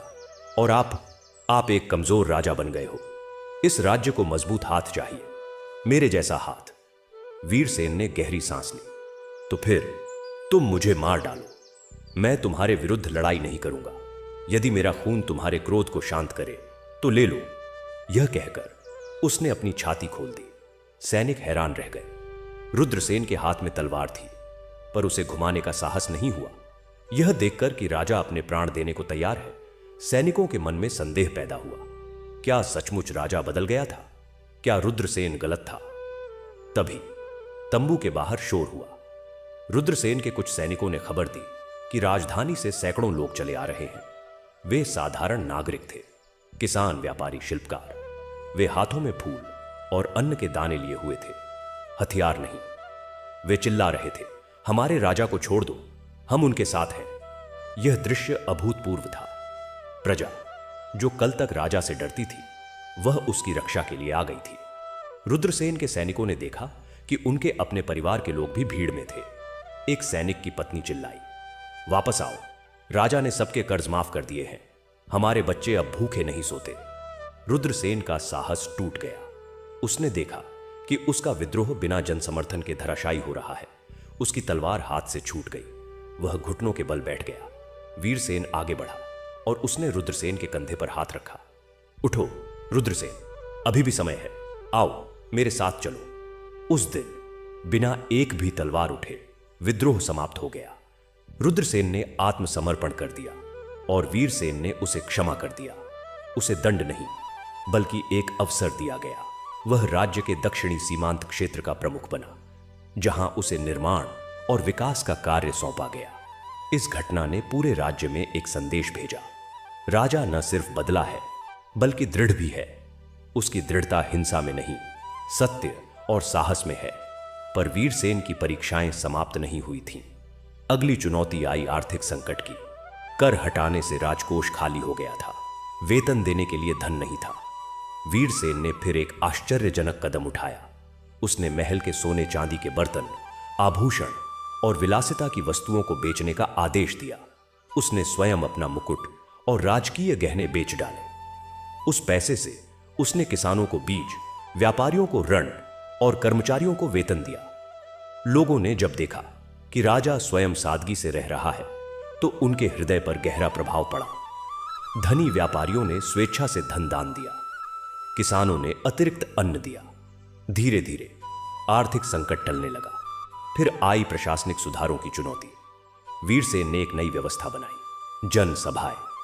हर माह वह अलग अलग गांवों और शहरों में जाता और सीधे लोगों की समस्याएं सुनता। उसने छोटे छोटे न्याय पंचायत बनाए, जहां स्थानीय लोगों द्वारा छोटे झगड़े निपटाए जाते। सबसे कठिन था भावनात्मक संघर्ष। रातों में जब वह अकेला होता तो पुरानी यादें सताती, उन लोगों के चेहरे जिन्हें उसने दुख दिया था। कभी कभी वह विलाप कर उठता। एक रात हनुमान जी उसके कक्ष में आए। प्रभु, मैं सहन नहीं कर पा रहा। वीरसेन ने आंसू बहाते हुए कहा, इतना पाप, इतना दुख। हनुमान जी ने कहा, वीरसेन, पश्चाताप का दुख ही तो तुम्हारा प्रायश्चित है। इसे स्वीकार करो, पर इसमें डूब मत जाओ। तुम्हें आगे बढ़ना है। हर नया दिन एक नया अवसर है। हर अच्छा कर्म एक प्रायश्चित है। धीरे धीरे वीरसेन ने सीख लिया कि दुख को कैसे सकारात्मक ऊर्जा में बदला जाए। हर बार जब उसे पश्चाताप होता, वह और अधिक मेहनत से प्रजा की सेवा में जुट जाता। 6 माह बीत गए। राज्य में परिवर्तन स्पष्ट दिखने लगा। सड़कें सुरक्षित थीं, बाजार भरे हुए थे, लोगों के चेहरों पर मुस्कान थी। एक दिन वह बूढ़ा कुम्हार जिसका बेटा मर गया था, महल के द्वार पर आया। उसने वीरसेन के चरण छुए।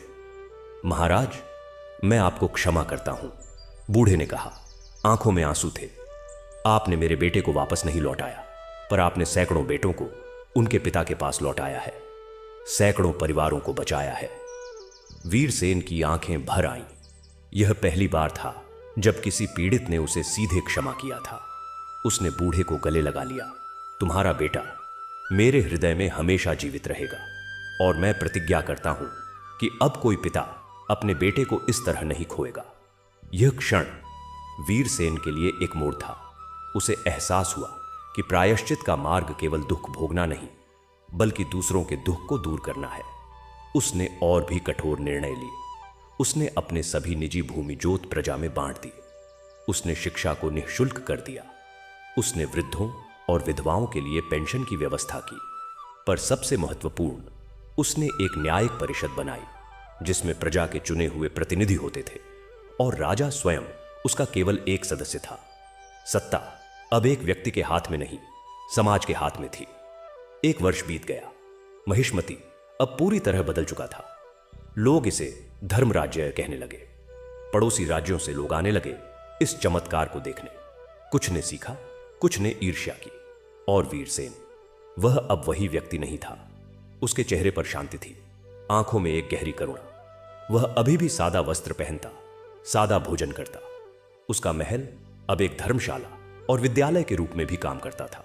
एक शाम हनुमान जी ने उसे बुलाया। वीरसेन, अब तुम स्वयं अपने पैरों पर खड़े हो। मेरा कार्य पूरा हुआ। वीरसेन ने हाथ जोड़े। प्रभु, आपके बिना मैं हमेशा तुम्हारे साथ हूं। हनुमान जी ने मुस्कुराते हुए कहा, ध्यान रखना, धर्मराज्य की रक्षा का दायित्व अब तुम पर है। और याद रखना, जब भी तुम मार्ग भटको, तुम्हारी प्रजा तुम्हारी मार्गदर्शक होगी। अगले दिन हनुमान जी विदा हुए। पूरा राज्य एकत्र हुआ। आंसू थे पर आनंद भी था। हनुमान जी ने अंतिम बार सबको आशीर्वाद दिया और फिर धीरे धीरे उनका रूप दूर आकाश में विलीन हो गया। वीरसेन लंबे समय तक आकाश की ओर देखता रहा। फिर उसने मुड़कर अपनी प्रजा को देखा। हजारों चेहरे, हजारों आंखें, सब उस पर टिकी हुई। वह मुस्कुराया। चलो, उसने कहा, हमारा काम अभी खत्म नहीं हुआ। अभी तो बस शुरुआत है। समय की गंगा अविरल बहती रही। वर्षों ने दशकों का रूप ले लिया और महिष्मति अब एक किंवदंती बन चुका था। लेकिन ऐसी किंवदंती जो सच्चाई से भरी हुई थी, जिसे लोग अपनी आंखों से देख रहे थे। वह नगर जो कभी भय और अंधकार में डूबा था, अब प्रकाश और प्रसन्नता का प्रतीक था। सूर्योदय हो रहा था। राजप्रासाद के पूर्वी प्रांगण में वृद्ध वीरसेन साधारण सूती वस्त्र में एक पत्थर के बेंच पर बैठा हुआ था। उसकी उम्र अब 70 वर्ष से ऊपर थी। उसके बाल सफेद हो चुके थे, चेहरे पर झुर्रियां थीं, पर आंखों में वही शांत ज्योति थी जो पिछले 30 वर्षों से प्रजा को मार्ग दिखा रही थी। उसके सामने लगभग 50 बच्चे बैठे थे, विभिन्न आयु के, विभिन्न वर्गों के। यह उसकी दैनिक कक्षा थी। आज हम क्या पढ़ेंगे दादा राजा? एक छोटी लड़की ने पूछा। उसकी आंखों में जिज्ञासा थी। वीरसेन मुस्कुराया। वह महाराज या राजा नहीं, दादा राजा कहलाना पसंद करता था। आज हम पढ़ेंगे धर्मराज्य के 3 स्तंभों के बारे में। कौन बताएगा? एक लड़का उछलकर खड़ा हुआ। पहला स्तंभ न्याय, दूसरा दया, तीसरा सेवा। बहुत अच्छा। और इनका 1, 2, 3 क्या अर्थ है? एक लड़की बोली, न्याय का अर्थ है कि छोटे बड़े सब एक समान। दया का अर्थ है कि जो कमजोर है उसकी सहायता करना। सेवा का अर्थ है कि राजा प्रजा का सेवक है। वीरसेन ने संतोष से सिर हिलाया। याद रखना बच्चों, यह राज्य तुम्हारा है, तुम्हें इसे संभालना है। और राज्य संभालने का अर्थ है लोगों की सेवा करना, शासन करना नहीं। यह दृश्य नया महिष्मति का प्रतीक था। शिक्षा सर्वसुलभ थी। ज्ञान सत्ता का एकाधिकार नहीं रहा, बल्कि हर बच्चे का जन्मसिद्ध अधिकार बन गया। कक्षा के बाद वीरसेन अपनी दैनिक नगर भ्रमण पर निकला। उसके साथ केवल 2 युवा सहायक थे, सैनिक नहीं। वह पहले बाजार गया। बाजार भरा हुआ था। रंग बिरंगे कपड़े, ताजे फल सब्जियां, शिल्पकारों के सुंदर उत्पाद। लोग उसे देखकर मुस्कुराते, प्रणाम करते। कोई डरता नहीं था। एक फल विक्रेता ने उसे एक आम दिया। लीजिए दादा राजा, आज ताजे आए हैं। वीरसेन ने कृतज्ञता से लिया और बदले में उसने विक्रेता के बच्चे के लिए एक पुस्तक दी। यह उसका नियम था, दान लेना तो देना भी। फिर वह नगर के नए अनाथालय गया। वहां 30 बच्चे रहते थे जिनके माता पिता नहीं थे। वीरसेन ने हर बच्चे से बात की, उनकी पढ़ाई के बारे में पूछा। एक लड़का जिसका नाम आनंद था ने कहा, दादा राजा, मैं बड़ा होकर डॉक्टर बनूंगा ताकि लोगों का इलाज कर सकूं। वीरसेन की आंखें भर आईं। यही तो परिवर्तन था। पहले बच्चे सैनिक बनना चाहते थे ताकि शक्तिशाली बने। अब वे डॉक्टर, शिक्षक, किसान बनना चाहते थे, सेवक बनना चाहते थे। दोपहर में राज्य परिषद की बैठक हुई। यह परिषद अब सिंहासन कक्ष में नहीं, एक सार्वजनिक भवन में लगती थी। परिषद में 20 सदस्य थे, 10 प्रजा द्वारा चुने गए प्रतिनिधि, 5 विद्वान, 3 वरिष्ठ अधिकारी, 1 सेनापति और वीरसेन स्वयं। वह अध्यक्ष नहीं, केवल एक सदस्य था। आज का विषय था नदी पर बांध का निर्माण। एक प्रतिनिधि बोला, बांध बनेगा तो सिंचाई अच्छी होगी, पर 3 गांव डूब जाएंगे। वीरसेन ने कहा, तो फिर बांध नहीं बनेगा, हम वैकल्पिक उपाय ढूंढेंगे, किसी का घर नहीं डूबेगा। सेनापति ने आपत्ति की, पर यह तकनीकी रूप से कठिन है। मानवता तकनीकी से ऊपर है। वीरसेन ने दृढ़ता से कहा, हमें ऐसा समाधान चाहिए जिससे किसी को दुख न हो। यही नया महिष्मति था। हर निर्णय प्रजा की भलाई के आधार पर। सत्ता का केंद्र अब राजप्रासाद नहीं, जनता का हृदय था। सांध्यकालीन समय शाम को वीरसेन नगर के पुराने मंदिर गया, जहां सब कुछ शुरू हुआ था। वहां अब एक विशाल पुस्तकालय था जिसमें हनुमान जी की कथा विस्तार से लिखी हुई थी। वीरसेन उस पुस्तक को निकालता और उसे पढ़ता। आज भी हनुमान जी के दर्शन की याद उसे भाव विभोर कर देती थी। मंदिर के पुजारी, जो अब वृद्ध हो चुके थे, आए। दादा राजा, आज भी उन्हीं की याद आ रही है। हर दिन आती है पंडित जी, वीरसेन ने कहा। वे हमारे राज्य के संरक्षक हैं। उनकी कृपा के बिना यह सब संभव नहीं था। रात होते होते वीरसेन महल लौटा, पर अब महल में राजसी ठाठ नहीं था। वह एक साधारण आवास था, जिसका अधिकांश भाग पुस्तकालय, चिकित्सालय और विद्यालय के रूप में प्रयोग होता था। उसका भोजन सादा था, दाल, रोटी, सब्जी। भोजन के बाद वह अपनी डायरी लिखता, राज्य की प्रगति, चुनौतियां और भविष्य की योजनाएं। एक विशेष दिन, वर्षों बीत गए। वीरसेन अब 80 वर्ष के हो चुके थे। शरीर जर्जर था, पर मन और आत्मा युवा थे। एक दिन उसने सबको बुलाया, परिषद के सदस्य, प्रजा के प्रतिनिधि, विद्वान, सब। मेरे प्रिय लोग, उसने कहा। उसकी आवाज धीमी थी पर स्पष्ट। मैं अब बूढ़ा हो गया हूं। मेरा शरीर अब साथ नहीं देता। समय आ गया है कि मैं उत्तराधिकारी चुनूं। सभा में सन्नाटा छा गया। लोग नहीं चाहते थे कि वीरसेन जाए। एक प्रतिनिधि बोला, दादा राजा, आप हमेशा हमारे साथ रहेंगे। वीरसेन मुस्कुराया। शरीर तो जाएगा, पर आत्मा रहेगी। और अब मैंने अपना उत्तराधिकारी चुन लिया है। सबकी निगाहें उस पर टिक गई। कौन होगा? उसका पुत्र। पर उसका तो कोई पुत्र नहीं था। वीरसेन ने एक नाम लिया, आनंद। सब चकित रह गए। आनंद? वह अनाथालय का वही लड़का था जो डॉक्टर बनना चाहता था, और अब एक युवा चिकित्सक बन चुका था। वह राजकुल का नहीं था, साधारण जन का था। क्यों? एक वरिष्ठ मंत्री ने पूछा। क्योंकि उसके हृदय में सेवा है, वीरसेन ने कहा। राजा बनने के लिए राजकुल में जन्म लेना जरूरी नहीं, जरूरी है सेवा की भावना। और आनंद ने साबित किया है कि वह सेवा के लिए जीता है। आनंद, जो अब 25 वर्ष का युवक था, आगे आया। उसकी आंखों में आंसू थे। मैं योग्य नहीं हूं, दादा राजा। तुम योग्य हो पुत्र, वीरसेन ने कहा। और तुम अकेले नहीं हो। यह परिषद, यह प्रजा, सब तुम्हारे साथ है। बस धर्म के मार्ग पर चलते रहना। उस दिन महिष्मति ने एक नया नियम बनाया। राजा जन्म से नहीं, गुण और सेवा से चुना जाएगा। एक शांत शाम। वीरसेन अपने कमरे में बैठा था। उसने महसूस किया कि अब समय आ गया है। उसने आनंद को बुलाया और परिषद के सदस्यों को भी। मेरा अंतिम समय निकट है, उसने शांति से कहा। पर मैं चिंतित नहीं हूं, क्योंकि मैं जानता हूं कि तुम सब इस राज्य को संभाल लोगे। आनंद रोने लगा। दादा राजा, नहीं, रो मत पुत्र, वीरसेन ने कहा, उसके हाथ को सहलाते हुए। जीवन एक यात्रा है, और मेरी यात्रा संपन्न हुई। मैंने जो पाप किए उनका प्रायश्चित किया, जो वचन दिए उन्हें पूरा किया। अब मैं शांति से जा सकता हूं। उसने सबको अपना अंतिम संदेश दिया। याद रखना, सच्चा राजा वह है जो सिंहासन पर नहीं, लोगों के हृदय में राज करे। धर्म का मार्ग कठिन है, पर सर्वश्रेष्ठ है, और हनुमान जी की कृपा सदैव तुम्हारे साथ है। जब भी धर्म को खतरा हो, वीरसेन का अंतिम संस्कार राजकीय सम्मान से नहीं, जन सम्मान से हुआ। पूरी प्रजा उपस्थित थी। आंसू थे, पर शोक नहीं था, क्योंकि वे जानते थे कि वीरसेन अमर हो गया है। वह उनके हृदयों में, उनके मूल्यों में, उनके राज्य की नींव में जीवित रहेगा। आनंद नए राजा बने। उन्होंने वीरसेन के आदर्शों को आगे बढ़ाया। महिष्मति फलता फूलता रहा। पड़ोसी राज्य भी इस आदर्श से प्रभावित हुए, और धीरे धीरे पूरे क्षेत्र में शांति और समृद्धि फैल गई। कथा समाप्त हुई, पर संदेश अमर हुआ। अहंकार अंधकार है, विनम्रता प्रकाश। शक्ति से नहीं, सेवा से राज किया जाता है। पाप का प्रायश्चित पुण्य के कर्म से होता है। और सबसे बड़ी बात, धर्म की रक्षा के लिए दिव्य शक्तियां सदैव तत्पर रहती हैं। महिष्मति की यह कथा आज भी सुनाई जाती है।